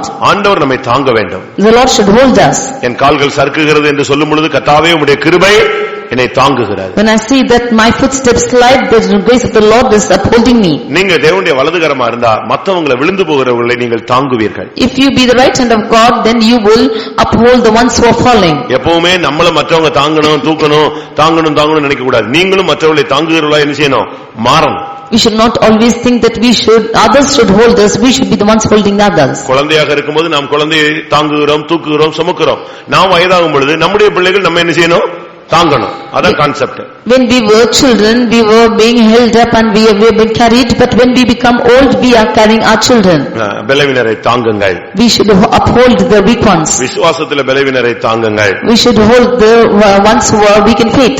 நீங்க நல்ல இந்த நாட்கள்ல நீங்கள் கர்த்தரால் தாங்கப்படுற அந்த பழக்கம் உங்களுக்கு இருந்தா நீங்களும் மற்றவர்களை தாங்குவீர்கள். If you have the practice of upholding the others, then you also hold yourselves. 98ஆம் சங்கீதம் 1ஆம் வசனத்திலே In 98 Psalm verse 1, அவருடைய வலது கரம் ரட்சிப்பு செய்கிறது. His right hand will save. அப்போஸ்தலர்களை நாம் பார்க்கும் பொழுது, When we read in Apostles, அப்போஸ்தலர் நடபடிகள் 5ஆம் அதிகாரம் 31ஆம் வசனத்தை பார்க்கும் பொழுது, Acts of Apostles 5 verse 31, when we அவருடைய read, வலது கரம் ஒரு மனிதனை உயர்த்துகிறது. His right hand is uplifting a person. நீ வலது கரமா இருந்தேனா கர்த்தர் உன்னை உயர்த்தி கொண்டே வருவார். If you be the right hand, then the Lord will keep uplifting you. நாம ஆண்டவருடைய வலது கரத்துல இருந்தால் கர்த்தர் மேன்மைப்படுத்தி கொண்டே வருவார். If you are on the right hand of God, the Lord will keep exalting you. அவன் பாருங்க, சாதாரண மனுஷன் இன்னைக்கு பென்யமீன் கோத்திரத்தான் சொல்றான். கர்த்தர் அவனை சரியான விதத்துல அபிஷேகத்துல உயர்த்தி கொண்டே வந்தார். He says that he is an ordinary man of the tribe of Benjamin, and the Lord anointed him and lifted him to a great extent. அப்போஸ்தலர் 5:31 வாசியுங்கள். Acts 5:31. 5:31. இஸ்ரவேலுக்கு மனம் திரும்புதலையும் பாவ மன்னிப்பையும் அருளுகிறதற்காக அவரை அதிபதியாகவும் இரட்சகராகவும் தமது வலது கரத்தினாலே உயர்த்தினார். இரட்சகராகவும் அதிபதியாகவும் உயர்த்தினார். He is a savior and he is a prince. ஒரு தேவனுடைய பிள்ளையை உயர்த்துகிறது அவருடைய வலது கரம்தான். His right hand is one thing which is uplifting a person. நீங்க உயர்த்தப்பட்டால் மற்றவர்களை நீங்கள் உயர்த்த வேண்டும். If we are exalted, you should exalt the others. ரெண்டு அனுபவம் இருக்கு. You have two experiences. ஒன்று நாம் உயர்த்தப்படுவது, நாம் மற்றவர்களை உயர்த்துவது. One is we being exalted and exalting the others. நாம் தாங்கப்படுவது, மற்றவர்களை நாம் தாங்குவது. One is we are held by the others and we should hold the others too. நம்ம எல்லாரும் இப்ப குழந்தைகளா தான் இருக்கோம். மத்தவங்க நம்மள தாங்கணும், மத்தவங்க நம்மள ஏந்தணும், மற்றவங்க நம்மள தூக்கி தோள்ல வச்சுக்கிட்டா இருந்துக்குவோம். ஆனா நம்ம போய் யாரையும் என்ன செய்ய மாட்டோம், தாங்க மாட்டோம், தூக்க மாட்டோம், ஏந்த மாட்டோம். We are only found as children. We expect the others to hold us and carry us and lead us, but we are not upholding the others. ஆனா தேவனுடைய வலது கரம் எல்லாரையும் அதிபதியாய் உயர்த்தி கொண்டே வருகிறார். But the right hand of God is exalting everybody as a prince. தானியேல் நல்ல ஒரு கிருபை உள்ளவன். Daniel was a gracious person. அவன் தான் சாத்ராக் மேஷாக் ஆபேத்நேகோவுக்கு போஸ்டிங் என்ன செஞ்சிட்டு இருக்கான், வாங்கி கொடுத்து வைத்துக்கிட்டே வந்தான். He was only leading the Shadrach, Meshach and Abednego. இப்ப 4 விசுவாசிகள் இருக்காங்கன்னு வெச்சுக்கோங்களேன். If there are 4 believers, இந்த 4 பேருக்கும் ஒரு வாய்ப்பு கிடைக்குது. and they 4 of them had a chance. இந்த 4 பேர்ல ஒரு ஆளுக்கு வாய்ப்பு கிடைச்சேன்னா என்ன செய்வான்? If one of them gets a chance, what will he do? இந்த 3 விசுவாசியும் கவுத்தி விட்டு போயிட்டே இருப்பாங்க. He will put down all these 3 and he will go. அப்படிதானே? Is not like this? என்னடா 4 பேருக்கு இவங்க எப்படி வரலாம், அவங்க எப்படி வரலாம், ஒருத்தனை ஏமாத்தி விட்டு போயிடுவான். One will cheat the other and they will go likewise. ஆனா தானியேல் அப்படி கிடையாது. But Daniel is not so. இவன் தான் அவங்க 3 பேரையும் தூக்கி வச்சிட்டே வரான். He is only uplifting these 3 people. இவன் தான் அவங்களை உயர்த்துகிறதுக்கு வாய்ப்புகளை ஏற்படுத்தி கொடுக்கிறான். Because he is only creating opportunities for them to be uplifted. தானியேல் 2ஆம் அதிகாரம் 49ஆம் வசனம். Daniel 2:49. தானியேல் ராஜாவை வேண்டிக் கொண்டதின் பேரில் அவன் சாத்ராக்கையும் மேஷாக்கையும் ஆபேத்நேகோவையும் பாபிலோன் மாகாணத்து காரியங்களை விசாரிக்கும்படி வைத்தான். தானியேலோ என்றால் ராஜாவின் கொலுமண்டபத்தில் இருந்தார். யார் இந்த ஏற்பாடு பண்ணது? Who prepared this? நீங்க செய்வீங்களா? Will you do this? நம்ம நிக்கிறதுக்கு ஏதாவது வழி இருக்கான்னு பாத்துக்கிட்டே இருப்போம். We only think of the ways wherein we can stand. ஆனா அவங்க பாருங்க, என்ன அன்னைக்கு இருந்த தானியேல் எப்படி இருந்திருக்கான் பழைய ஏற்பாட்டுல. தாம் போய் ராஜாட்ட சொன்னா, இல்ல இவங்களுக்கெல்லாம் நீங்க வச்சீங்கன்னா போஸ்டிங் நல்லா இருப்பாங்க. யாரு இவங்க? தன்னுடைய கூட பிறந்தவன் அல்ல. யாரு? தன்னோடு கூட அடிமையாக வந்த மனிதன், தன்னோடு கூட உயர்த்தப்படணும்னு ஆசைப்பட்ட ஒரு ஆள். These were the people who he brought as captives along with him, and he desired them to be lifted in Babylon. நீங்க என்ன செஞ்சிருப்பீங்க? நானே என்ன செஞ்சிருப்பேன்? If you and I are in that state, உங்க அண்ணனை கூட்டி வந்திருப்பீங்க, நீ இங்க உட்காருன்னு. You will recommend your brother to go sit there. எங்க அக்கா நல்லா படிச்சிருக்காங்க, அவங்களுக்கு இந்த வேலையை கொடுங்கம்பீங்க. Or you will ask you will recommend for your sister to get the job. இல்ல உங்க காஸ்ட்ல யாராவது ஒரு ஆளை பிடிச்சிட்டு வருவீங்க. Or you will recommend a people of your caste. அப்படிதானே? ஆனா அவன் அப்படி அல்ல. தன்னோடு கூட ஜெபிக்கிறவங்களை எங்க கொண்டு வரணும்னு ஆசைப்பட்டான்? மேன்மைக்கு கொண்டு வரணும்னு ஆசைப்பட்டான். But he desired to bring the people to the exalted position, those who could pray with him. தன்னோடு கூட அவனுக்கு அவர்களையும் மேன்மைப்படுத்தணும்னு ஆசைப்பட்டான். He wanted to exalt them above him. அதனாலதான் இவன் போய் அவனை வேண்டிக் கொண்டு அவங்க ராஜாவை கேட்டு இவங்க 3 பேரையும் மாகாணங்களில் அதிபதியாக கத்தர் வைத்தான். இவன் கொண்டு வந்து வச்சதுனால இவனை கத்தர் எங்க கொண்டு போயிட்டாரு? இவன் மத்தவங்களை உயர்த்த கத்தர் இவனை செஞ்சாரு, உயர்த்தி குழுமண்டபத்தில் போய் உட்கார வச்சிட்டாரு. That is why he requested the king to be over the affairs of the province, and therefore the Lord exalted him to a higher position. 8ஆம் நாளில் விருத்தசேதனமடைந்தவன், on the 8th day circumcised, Israel வம்சத்தான், is of the stock of Israel, அடுத்து பென்யமீன் கோத்திரத்தான், and the tribe of Benjamin. அடுத்ததாக எபிரேயரில் பிறந்த எபிரேயர். Nextly he is an Hebrew of the Hebrews. அது என்ன எபிரேயரில் பிறந்த எபிரேயன்? அந்த வேர்டுக்கு என்ன அர்த்தம்? மிக்சிங் கிடையாது. What is the meaning of this? That means there is no mixing. அப்படின்னா என்ன அர்த்தம்? What is it? வேற ஜாதியில கலவாத ஆளு. He is not mixed with any other tribe. அதனாலதான் நம்ம ஆளுங்க கூட வேற ஜாதியில என்ன செய்யறதில்ல, கலவு சம்பந்தம் கலக்கிறதே கிடையாது. ஆனா இங்க வந்துட்ட பிறகு அப்படி அல்ல. That is why our people are not getting involved with the other caste people, but here it is not so. இங்க வந்த பின்பு நீ ஆவிக்குரியவனோட என்ன செய்யணும்? சம்பந்தம் கலக்கணும். You should, after coming here, you should have your fellowship with this spiritual people. எபிரேயரில் பிறந்த எபிரேயன், a Hebrew of the Hebrews. இந்த விஷயத்துல நம்ம ரொம்ப கவனமாக இருக்கணும். We should be very careful in this matter. எபிரேயன் அப்படின்னு சொன்னா என்ன அர்த்தம் தெரியுமா? When it's called a Hebrew, what's the meaning? சொல்லுங்க. ஏப்பா எவ்வளவு பாஸ்டர்ஸ் இங்க இருந்திருக்காங்க. எபிரேயன்னா பரதேசின்னு அர்த்தம். Hebrew means ஸ்ட்ரேஞ்சரா, Paradesi. He is a stranger. அவன் ஒரு இடத்துல நிலை கொள்ளாம போய்கிட்டே இருப்பான். எங்க எகிப்துல புறப்பட்டான், எங்க வரைக்கும் போயிட்டு இருக்கான்? கானான் வரைக்கும் அவன் போய்கிட்டே இருக்க வேண்டியதான். He is moving as a stranger from Egypt even unto Canaan. இவனுக்கு ஒரு நிலையான ஒரு இடமே கிடையாது. He had no stable place to stay. அவங்க இந்த உலகத்துல அவங்க சொல்ற அறிக்கை என்ன? What are they confessing in the world? அந்நியர்களும் பரதேசிகளும் என்று அறிக்கை செய்து கொண்டு போய்க்கொண்டே இருந்தார்கள். We are strangers and foreigners, saying so they proceeded. எபிரேயர் 11ஆம் அதிகாரம் 13ஆம் வசனம். Hebrews 11:13. இவர்கள் எல்லாரும் வாக்குத்தத்தம் பண்ணப்பட்டவைகளை அடையாமல் தூரத்திலே அவைகளை கண்டு நம்பி அணைத்துக் கொண்டு பூமியின் மேல் தங்களை அந்நியரும் பரதேசிகளும் என்று அறிக்கையிட்டு விசுவாசத்தோட மரித்தார்கள். இந்த மார்க்கத்தில் வந்த பின்பு நாம் இந்த உலகத்தில் பிடிப்பில்லாதவர்களாய் மாற வேண்டும். After coming into this religion, we should not have any clutches with the world. அவன் போயிட்டே இருப்பான். அவனுக்கு கானான் தான் சொந்தமானது. He will go like this, and Canaan is his promised land. அதுக்கு முன்னால அவன் சொல்றதெல்லாம் இந்த உலகத்துல நான் யாரு? பரதேசின்னு சொல்லுவான். கானானுக்கு போனாதான் அது என்னது? சொந்த வீடுன்னு சொல்லுவான், சுதேசின்னு சொல்லுவான். Until he goes to the Canaan, he will call himself as a stranger, a pilgrim on the earth. அங்க போன பிறகு அவன் என்ன சொல்லுவான்? நான் சுதேசி, சொந்தக்காரன் சொல்லுவான். Only after he goes into Canaan, he will call himself a heir of that land. ஒரு தேவனுடைய பிள்ளை இந்த உலகத்துல ஒரு பரதேசி. A big man of God, he is a stranger in this world. யாக்கோபுட்ட பார்வோன் கேக்குறான், நீ உன் வயசு என்ன அப்படி அப்படின்னு.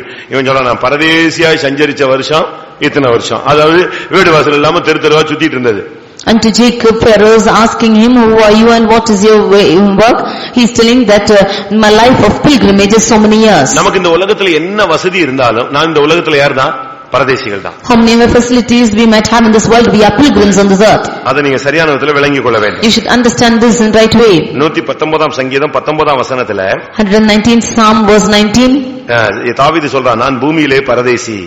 Here David says that I am a stranger in this earth. ஒரு தேவனுடைய பிள்ளை இந்த பூமியில என்ன ராஜாவா இருந்தாலும் அவன் வாயிலிருந்து என்னதான் சொல்லணும்? நான் பரதேசின்னு தான் சொல்லணும். A child of God, whatever might he have in this world, he should confess that he is a stranger in the earth. ஏனென்றால் இந்த உலகத்துக்குரியவர்கள் அல்ல. Because you are not of this world. அதனால நாம் இந்த உலகத்துக்கு ஒரு பரதேசிகள் தான். Therefore we are strangers to this earth. இன்னும் சொல்ல போனா, even more to say, நம்ம எல்லாம் யாரு? Who are we?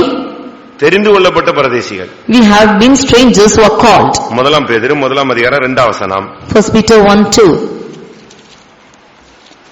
பிதாவாகிய தேவனுடைய முன்னறிவின்படியே ஆவியானவரின் பரிசுத்தமாக்குதலினாலே கீழ்ப்படிதலுக்கும் இயேசு கிறிஸ்துவினுடைய இரத்தம் தெளிக்கப்படுதலுக்கும் தெரிந்து கொள்ளப்பட்ட பரதேசிகளுக்கு எழுதுகிறதாவது. பேதுரு யாருக்கு எழுதுறாரு? விசுவாசிகள் எழுதல. விசுவாசிகள்ல யாருக்காக எழுதுறாரு? விசுவாசினா எல்லாரும் ரோட்ல போறவங்க ஆமா நானும் விசுவாசின்னு தான் சொல்லுவான். அதனாலதான் அவர் எழுதுறாரு, இந்த உலகத்துல இருந்தும் நீ யாரா மாறி இருக்கணும்? தெரிந்து கொள்ளப்பட்ட பரதேசியாக இருந்தா உனக்கு நான் எழுதுறேன்னு எழுதுறாரு. Peter does not write to the believers, but he writes to the strangers who are called by the Lord. தெரிந்து கொள்ளப்பட்ட பரதேசிகள்ல இது ஒரு வித்தியாசமான கூட்டம், கிறிஸ்தவன்ல இது ஒரு வித்தியாசமான கூட்டம். He was a chosen stranger. He was a different category of the Christians. கிறிஸ்தவர்கள் தான், ஆனா நம்ம அந்த கிறிஸ்தவர்களுக்குள்ளேயே கொஞ்சம் தெரிந்து கொள்ளப்பட்ட வித்தியாசமான ஒரு கூட்டம். We are Christians, but we are a different people of the gathering. இந்த உலகத்துல நாம் பரதேசிகளாக ஜீவிக்க வேண்டியவர்கள். In this world we should live a stranger. இந்த உலகத்துல எனக்கு ஒன்றும் இல்லை என்று நீங்கள் சொல்ல வேண்டும். We should say that we have nothing in this world. நான் உலகத்தான் அல்ல என்று நீங்கள் சொல்ல வேண்டும். I am not of this world, you should confess. இயேசு சொன்னார், இதோ உலகத்தின் அதிபதி வருகிறான், அவனுடையது என்னிடத்துல ஒன்றும் கிடையாதுன்னு சொன்னார். And Jesus said, behold, the authority of the world is coming to me and I have nothing of his. இப்ப பிசாசு வந்தா என்ன சொல்லுவான்? And now if Satan would come, what will he say? ஒரு சர்ச்சில பிசாசு துரத்துனாங்களா, அந்த பிசாசு சொல்லிச்சான், என்னைய போங்கற என் ஆளு இங்க எத்தனை பேர் இந்த சபையில இருக்கான் தெரியுமான்னு கேட்டுச்சு. Once Satan possessed person asked him, you asking me to go out, but how many of them are my people here? இவனுக்குள்ள இருந்து வெளிய போன்னு சொல்றிய, என் ஆளு உன் சபையில எத்தனை பேர் இருக்கான்? You are casting me out and asking me to go out. How many of my people are found in your church? எப்படி இருக்கு பிசாசுனுடைய statement? See how the statement of Satan is?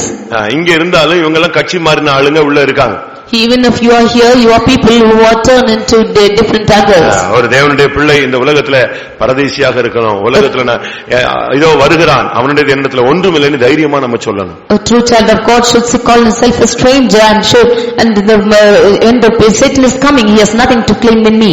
நம்ம எல்லாம் எபிரேயரா மாறிட்டோமா? Have we become a stranger? எபிரேயர்களா மாறி விட்டோமா? Have we become as Hebrews? நீங்க எல்லாம் எபிரேயர்களா இருக்கீங்களான்னு நீங்க யோசிச்சு பாருங்க. You see if you are as Hebrews. இந்த உலகத்துல நம்ம ரட்சிப்புக்குள்ள வந்துட்ட பிறகு இந்த உலகத்துக்குரிய இச்சைகள், ஆசைகள், உலக வேஷங்கள் இதுக்கெல்லாம் நீங்க விட்டுட்டு பரதேசிகளாக எனக்கு நான் வேற ஒரு தேசத்துக்கு போறேன்னு நீங்க போகணும்.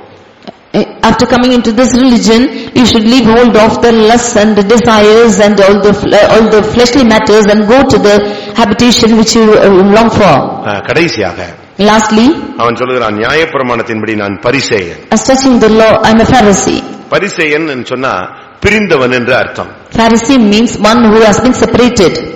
முதலாவது கேத்தலிக் இருந்தாங்க. Firstly, they were Catholics. அதுல இருந்து அவங்களுடைய கருத்துக்களை எதிர்த்தாங்க. அவங்களுக்கு பேர் என்னது? புரொட்டஸ்டன்ட், எதிர்ப்பாளர்கள். நம்ம என்ன சொல்லணும், நீங்க என்ன சபை? நாங்க புரொட்டஸ்டன்ட் சபை. அப்படின்னா என்ன அர்த்தம்? சிலை வணக்கத்தை எதிர்த்த ஒரு கூட்டம், அதான் அர்த்தம். அதுக்கு The group which protested are called as Protestants, and that is they were resisting the idol worship. அதுபோல like this, பரிசேயன் என்று சொன்னால் பிரிந்தவன் என்ற அர்த்தம். Pharisee means one who is separated. அன்னைக்கு பயங்கர கூட்டம் இருந்துச்சு. There was a great gathering that day. ஒரு குரூப் சதுசேயர்கள், one group was the Sadducees, ஒரு குரூப் என்னது? பரிசேயர்கள். and one group is the Pharisees. இந்த ரெண்டு கூட்டமும் மோதிக்கிட்டே இருக்கும், சண்டை போட்டுட்டே இருப்பாங்க. Both these groups will always keep quarreling. சதுசேயனுடைய கோரிக்கை என்ன தெரியுமா? The Sadducees lawyers, உயிர்த்தெழுதல் எல்லாம் கிடையாது, there is no resurrection, ஆத்துமா எல்லாம் கிடையாது, there is no soul, முடிஞ்சா முடிஞ்சது, கதை முடிஞ்சது. and if you are ended, that is the end with you. இந்த மண்ணுக்குள்ள போன பின்பு உயிர்த்தெழுதல், நியாய தீர்ப்பு இதெல்லாம் கிடையாது. இருக்கிற வரைக்கும் தான் வாழ்க்கை, அதோட என்னது? கதை முடிஞ்சிருச்சு. The life is only as long as you live, and there is no resurrection and life after that. இதுதான் சதுசேயனுடைய கொள்கை. This is the law of the Sadducee. ஆனா பரிசேயர்கள் அப்படி அல்ல. But Pharisees are not so. ஆத்துமா உண்டு, there is a soul, அது அழிவில்லாதது, and that is imperishable. அதுக்கு அது மரித்தாலும் மனுஷன் மரிச்சாலும் அது என்ன செய்யும்? உயிரோடு எழும்பி வரும். Even if a man should die, it will come, arise and come again. அதுக்கு நியாய தீர்ப்பு உண்டு, and there is a judgment. அதுல இருந்து பிரிஞ்சதனால இவங்களுக்கு பேர் என்னது? பரிசேயன். Because they separated themselves, they were called as Pharisees. மற்றபடி அவங்களுக்கு இதனால தான் இந்த பேர் கொடுக்கப்பட்டது. For this thing they are given this name. அதன் சரியான அர்த்தம் வேறு பிரிந்தவர்கள் என்று அர்த்தம். That means they are separated.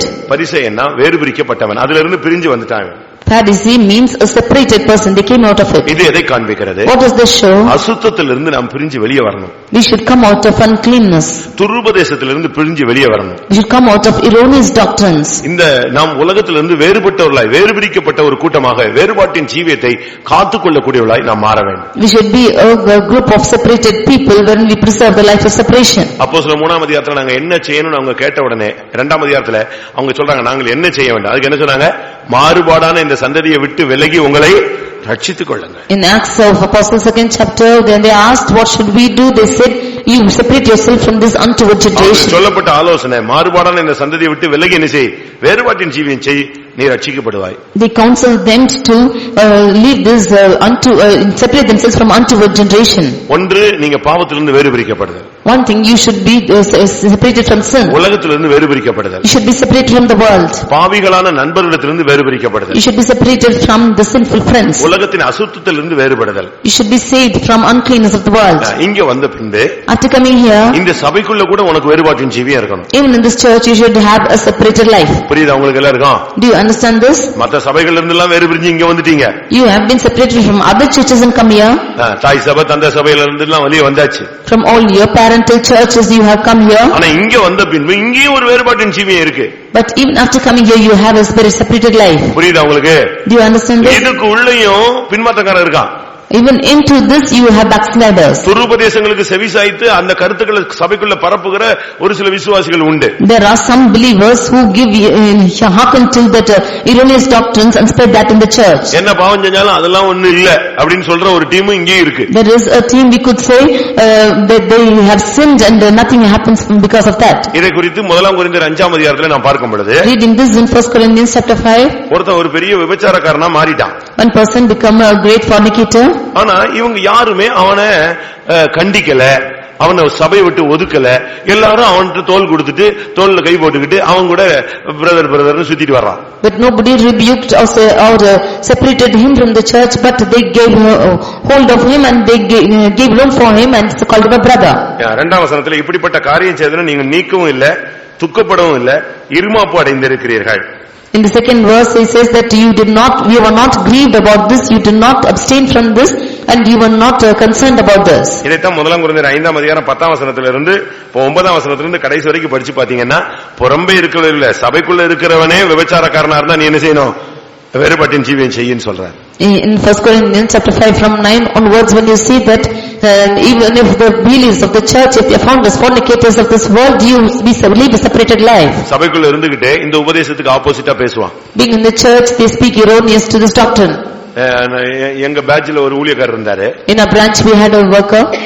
அவர் என்ன செய்வார்னா, what will he do? நம்ம சபையில எல்டர் ஆயிட்டாரு. He entered into a church. ஆனா மிஷனரி ஊழியம் தான் ரொம்ப கரெக்டான ஊழியம் பாரு. But he always claimed missionary ministry to be best. நம்ம ஆளுங்க சும்மா சாப்பிட்டுட்டு ஒரு ஜெபம் பண்ணிட்டு ஒரு பிரசங்கம் பண்ணிட்டு ரெஸ்ட் எடுக்கிறாங்க. இது ஊழியம் இல்ல. இது இங்க வந்து சண்டையை போட்டு கிடக்குறானுங்க. அவன் பாரு காடு மலையெல்லாம் அலைஞ்சு ஊழியம் செய்யறான், அதுதான் ஊழியம் அப்படின்னு பேசினார். People are only praying, eating and they preaching and they pray and they rest for the next of the time and they fight, but he is laboring towards all the jungles. எப்ப இந்த missionary இந்த opposite கருத்துக்கள் தோன்றிச்சோ அதுக்கு பிறகு அவர் வந்து அந்த missionary டீம்ல தலைவர்களோடு கொஞ்சம் தொடர்பு ஏற்படுத்திக்கிட்டாரு. Whenever he had a thought of this missionary ministry, he had the connection with the leaders of that missionary people. அவங்களோட பேச ஆரம்பிச்சாரு. He had contacts with them. அவங்க மீட்டிங்ல அட்டெண்ட் பண்ண ஆரம்பிச்சாரு. He attended their meetings. சபையில உள்ள வாலிப பையங்க பிள்ளைகள் எல்லாம் என்கரேஜ் பண்ண ஆரம்பிச்சாரு. He encouraged the youths of girls and boys of the church. கடைசில இந்த ஊழியத்தை விட்டு வெளியே போயிட்டாரு. Finally he went out of the ministry. கடைசில அவர் மிஷனரியா போனார்னு நினைக்கிறீங்களா? Finally, do you think he went as a missionary? கல்யாணம் கட்டி மதுரையில செட்டில் ஆயிட்டாரு. He got married and got settled in Madurai. இந்த உபதேசத்துக்கு மாறான கருத்து நீ சொன்னீன்னா அது உன்னை விழுங்கிடும். If you have a controversy thought of this doctrine, then it will become different. அந்த வாலிப பையங்க பிள்ளைகளுக்குள்ள இந்த மிஷனரி ஆவியை ஏத்தி விட்டு அவங்க எல்லாம் ஒரு மாதிரி சுத்திட்டு இருந்தான். எனக்கு தான் அடுத்த போஸ்டிங் அங்க. In the midst of the youngsters, this spirit was created and I was posted the next. நியாயம் பிரசங்கம் அவங்களுக்கு அப்படியே டெட் ஆப்போசிட்டா வரும். My message was dead opposite to them. ரெண்டு பேருக்கும் இடிக்கும். It was a clash between both. நான் ஒரு நாள் கூப்பிட்டேன். Once I called them. இங்க வா. I called, come here. எல்லா பையங்களும் வந்தானுங்க. All the boys came. எல்லா பொண்ணுங்களும் வந்துச்சுங்க. And all the girls came. இவங்க எல்லாம் சர்ச்சில் உட்கார்ந்து அப்படியே மெலடியா முழங்கால் போட்டு அப்படியே சோகமா பாடுவாங்க. திருப்பி எல்லாரும் சாயங்காலம் 4 மணிக்கு அண்ணன் மீட்டிங் நடக்குதுன்னு போயிடுவானுங்க. They will all sit in the meeting very sorrowfully and they will sing the song, and at 4 o'clock they will all say that there is a meeting and they'll go. நான் கூப்பிட்டேன். And I called them. ஒன்னு இங்க உருப்படியா இரு. You be one stable here. இல்ல மிஷனரியா போறியா? Or are you going to this missionary? ஓடு, இன்னைக்கு நைட் மிஷனரியா ஓடிடு. You can carry on this night itself. உனக்கு மிஷனரி ஆவி இருக்கா? If you have the spirit of missionary, அவங்க மிஷனரி செய்யறவங்கள நான் தப்புன்னு சொல்லல. I don't say that they are wrong in doing that ministry. அவங்களுக்கு விஷன் இருக்கு, அவங்க என்ன செய்றாங்க? செய்றாங்க. They have the vision for it and they are doing that ministry. அவங்களுக்கு விஷனும் இருக்கு, மிஷனும் இருக்கு. They have the vision and mission for it. புரியுதா உங்களுக்கு? You understand this? அவங்க செய்றாங்க, அது சக்சஸ் ஆகுது. They do that ministry and it's becoming successful. நமக்கு இந்த மிஷன்ல இன்னொரு விஷன் இருக்கு, அது நமக்கு சக்சஸ் ஆகுது. But in this mission we have a vision and it's successful here. இது அப்போஸ்தலிக் மினிஸ்ட்ரி, அது missionary ministry. This is the apostolic ministry and that's missionary ministry. உனக்கு அந்த தரிசனம் இருந்தா நீ செய். If you have that vision, do it. தரிசனம் இல்லாம என்னத்துக்கு போட்டு ஜால்ரா அடிக்கிற? Having no vision, why are you playing up here? ஒருத்தன் கூட போல. Not one came. நான் சொன்னேன் நீ போ. They all I said go. நான் அவனை அனுப்பி விடுறேன். And I will send you. யார் போனா? No, who went? தரிசனம் இல்லாம நீ போக கூடாது. தரிசனம் இருந்தா எந்த ஊழியமும் என்ன செய்யலாம். Without vision you should not go, and with vision only you should do the ministry. இவர் போய் கல்யாணம் கட்டின உடனே எல்லாரும் ஆஃப் ஆயிட்டான். இன்ஜினே ஆஃப் ஆயிடுச்சு அப்படியே. And after he got married, everybody was off. இவர் போய் கல்யாணம் கட்டின உடனே இங்க இருக்கிறவனும் ஒருத்தனும் கல்யாணம் கட்டி அமைதியா சபையில அடக்கி வாசிக்க ஆரம்பிச்சிட்டான். Then he got married, then all the people in the church got married and became calm. நம்ம கவனமாக நாம் இருக்க வேண்டும். And we should very சபைக்குள்ளே கூட உபதேசங்கள்ல ஜீவியத்துல நீங்கள் வேறுபாடு ஜீவியத்தை கடைபிடியுங்கள். Even in the church, in the midst of the people, we should live a separated life. ஊழியக்காரங்களுக்குள்ள வேறுபாடு ஜீவியம் இருக்கு. Even in the midst of the sons of God, there is a separated life. அதுலயும் ஆவிக்குரியவர்கள் இருக்காங்க, மாம்சத்துக்குரியவர்கள் இருக்காங்க. Even in that there are spiritual and carnal people. ஆபிரகாமுடைய வீட்ல இஸ்மவேலும் இருந்தா, யாரு இருந்தா? ஈசாக்கு இருந்தான்.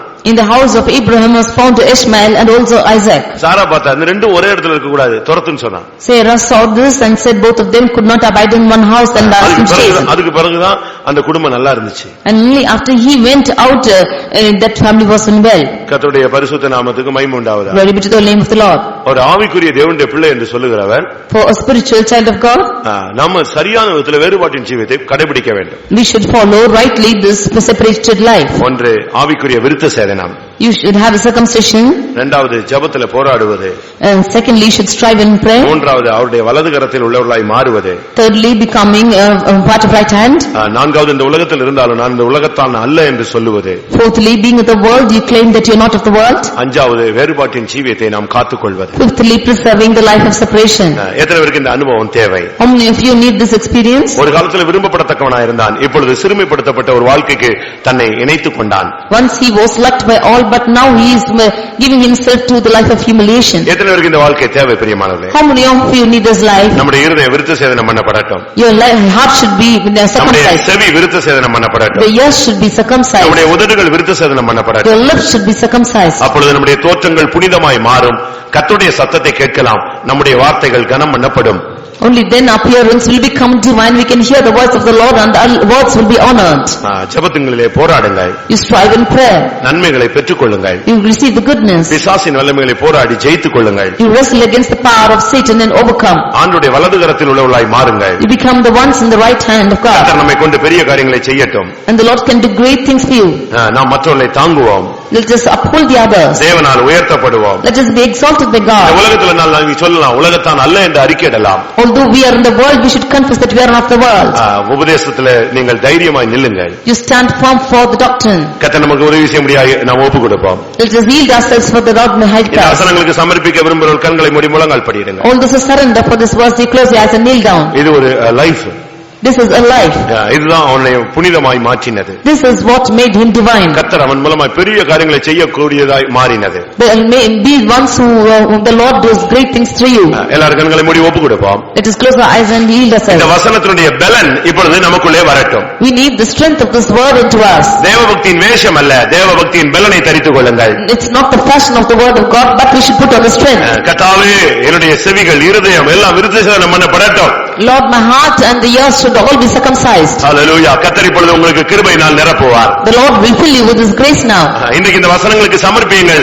அதன்படி உள்ள வாழ்க்கையை கர்த்தர் உங்களுக்கு கட்டளையிடுவார். You yield yourself to this verse and the Lord will give you a life according to it. இருந்தால் சந்தோஷப்படுங்கள், இல்லாவிட்டால் தேவனிடத்தில் கேட்டு பெற்றுக்கொள்ளுங்கள். If you have, you be happy, and if you don't have, ask of the Lord and receive it. இது மனித முயற்சியினால் முடியாதது. This is not possible by man's strength. ஆவியானவருடைய ஒத்தாசை இருந்தால் இதை உங்களால் சாதிக்க முடியும். By the help of the Holy Spirit you can perform it. கர்த்தாவே எனக்கு ஒத்தாசையா இரும் ஆண்டவரே. Lord, you give me help from you.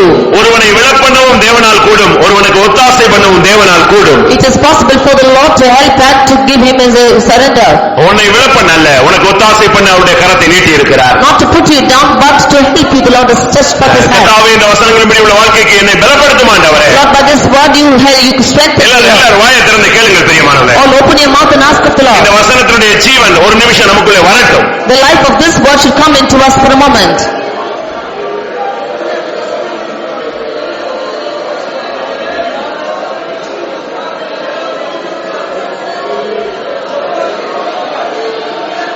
ஷடபலகதி விக்கடபலா திக்கடபலபகதனா.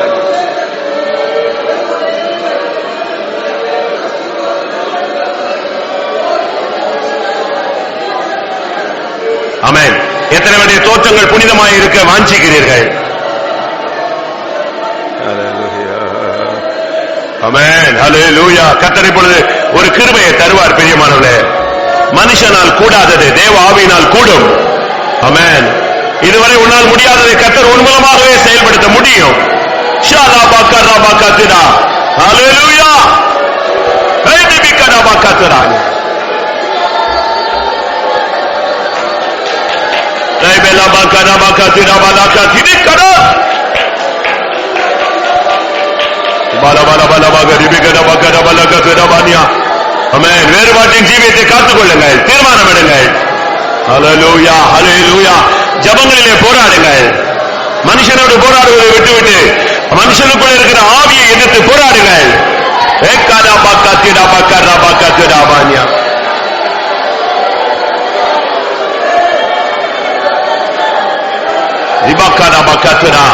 நீங்கள் மற்றவர்களை உயர்த்துங்கள், கனம் பண்ணுங்கள். கர்த்தர் உங்களை உயர்த்துவார், கனம் பண்ணுவார்.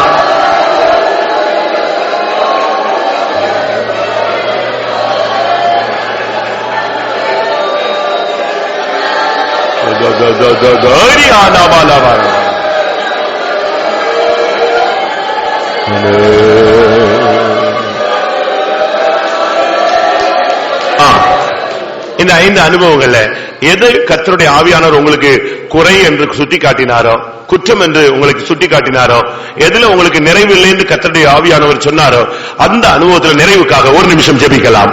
கர்த்தாவே, அந்த அனுபவத்தை எனக்கு சீர்படுத்தி தாரும் ஆண்டவரே, என்னை சரிப்படுத்தி தாரும் கர்த்தாவே. ஹல்லேலூயா. இந்த விஷயத்தை நீர் எனக்கு உதவி செய்யுங்க கர்த்தாவே. நான் இன்னும் இந்த விஷயத்தில் முன்னேறி செல்ல வாஞ்சிக்கிறேன். இந்த வாழ்க்கையை நான் வாஞ்சிக்கிறேன் கர்த்தாவே, எனக்கு கிருபை தாரும் ஆண்டவரே. ஹல்லேலூயா. ரபகரபலா திடாவானியா. ஏகரபகரபகதிரபலகதிரபானியா.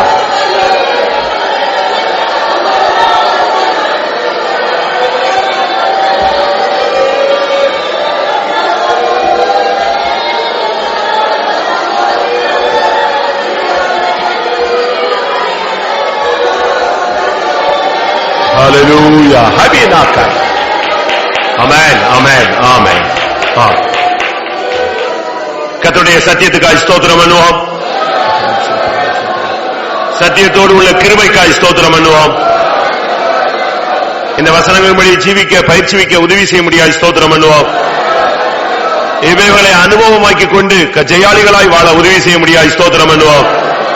ஜெயாளிகளை சேர்க்க இயேசு வரப்போற அப்படினால ஸ்தோத்திரம் பண்ணுவோம். அந்த ஜெயாளிகளை சேர்க்கிற நாடுகளில் நாமும் அவரை சந்திக்க உதவி செய்ய முடியாது ஸ்தோத்திரம் பண்ணுவோம். பிதாகுமாரன் பரிசுத்த ஆவியானவருக்காய் ஸ்தோத்திரம் பண்ணுவோம். எல்லா மகிமை அவருக்கே செலுத்தி ஸ்தோத்திரம் பண்ணுவோம். விசேஷமாய் நாளிலிருந்து தொடங்குற 3 நாள் காத்திருப்பு கூட்டத்தை கர்த்தருடைய ஆவியானவர் இறங்கும்படியாய் ஸ்தோத்திரம் பண்ணுவோம். ஜனங்களுக்குள்ளே சபைக்குள்ளே நடப்பிக்க வேண்டிய திட்டவட்டமான கிரியைகளை நடப்பிக்க முடியாய் ஸ்தோத்திரம் பண்ணுவோம். எல்லா மகிமை அவருக்கே செலுத்தி ஸ்தோத்திரம் பண்ணுவோம். ஜெபம். ஏசிக்கிற அருமையான ஆண்டவரே, ஆசீர்வதிக்கப்பட்ட மாலை வேலைக்காக நன்றியோடு துதிக்கிறோம், ஸ்தோத்திரிக்கிறோம் ஆண்டவரே. மாலை வேலை உண்டு நாமத்தினால் வந்து வேதத்தில் இருக்கிற ரகசியங்களை நாங்கள் ஆராய்ச்சி செய்ய முடியாக அறிந்து கொள்ள முடியாக தந்த மாபெரும் கிருபைக்காக நன்றியோடு ஸ்தோத்திரம். நாங்கள் கேட்ட வசனம் பிரகாரம் நாங்கள் அனுபவத்தில் கை கொள்ள முடியாக சத்தியத்தோடு கிருபை அனுப்புகிற தேவனா இருக்கிறபடியால் ஸ்தோத்திரம்.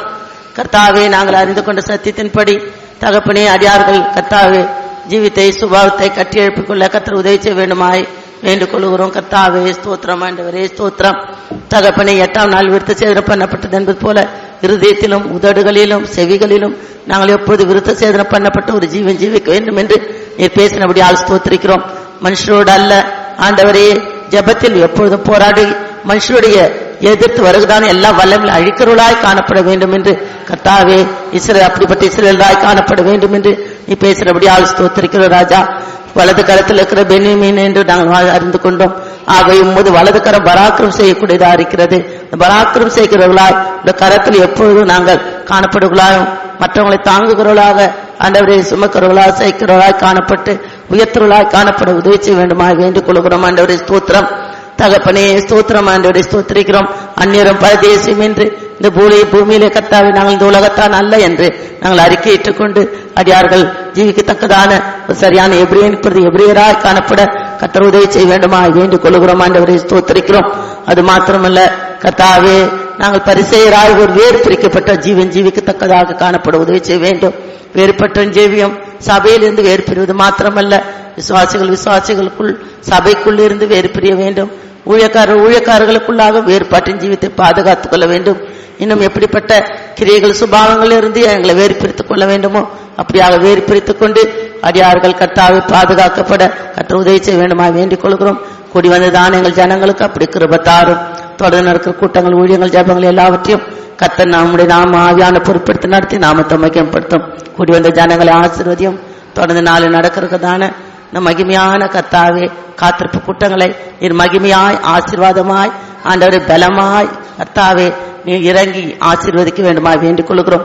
ஆவியானுடைய ஆளுகை ஆண்டவரே 3 நாட்களும் வல்லமையாக பரலோகம் இறங்கத்தக்கதாக தேவ பலம் இறங்கத்தக்கதாக ஒரு வல்லமையான கிரியை நடப்பித்து ஆண்டவரே ஆவியானவர் ஒவ்வொருவரையும் மாற்றக்கூடியவர் நீரா இருக்கிறபடினால் ஒவ்வொருவரும் முற்றிலும் மாற்றப்படத்தக்கதான வல்லமையான அபிஷேகத்தை தந்து நாமத்தை மகிமைப்படுத்தும். நடத்துகிறதான நடத்திப்புக்காருக்கு விசேஷித்த தேவ நடத்திப்பு பரலோக நடத்திப்பு எல்லா வாயின் வார்த்தைகள் வசனங்கள் பாட்டுகள் எல்லாம் உம்மால் கட்டளிடப்பட்டதாக மகிமையாய் எடுத்து கரங்களை பிரயோஜனப்படுத்தி நாமத்தை மகிமைப்படுத்தும். எல்லா கத்தா லோக்கல்ல இருந்தும் எல்லாரும் கத்த வாஞ்சியோடு எல்லா நாட்களும் வந்து பங்கு பெற்று உயிர்ப்பிக்கப்பட வருஷ கடைசியில் உதவிச்சியும் எல்லா துதிகன மகிமை உமக்கே செலுத்துகிறோம். இயேசு நாமத்தில் ஜெபிக்கிறோம் பிதாவே, ஆமென். நம்முடைய கர்த்தராகிய இயேசு கிறிஸ்துவின் கிருபையும் பிதாவாகிய தேவனுடைய அன்பும் பரிசுத்தாவின் ஐக்கியமும் நம்ம அனைவரும் சகல பரிசுத்தமானவரும் கர்த்தராகிய இயேசு மகிமையிலே வெளிப்பட மட்டும் இருப்பதாக. அல்லேலூயா, ஸ்தோத்திரம்.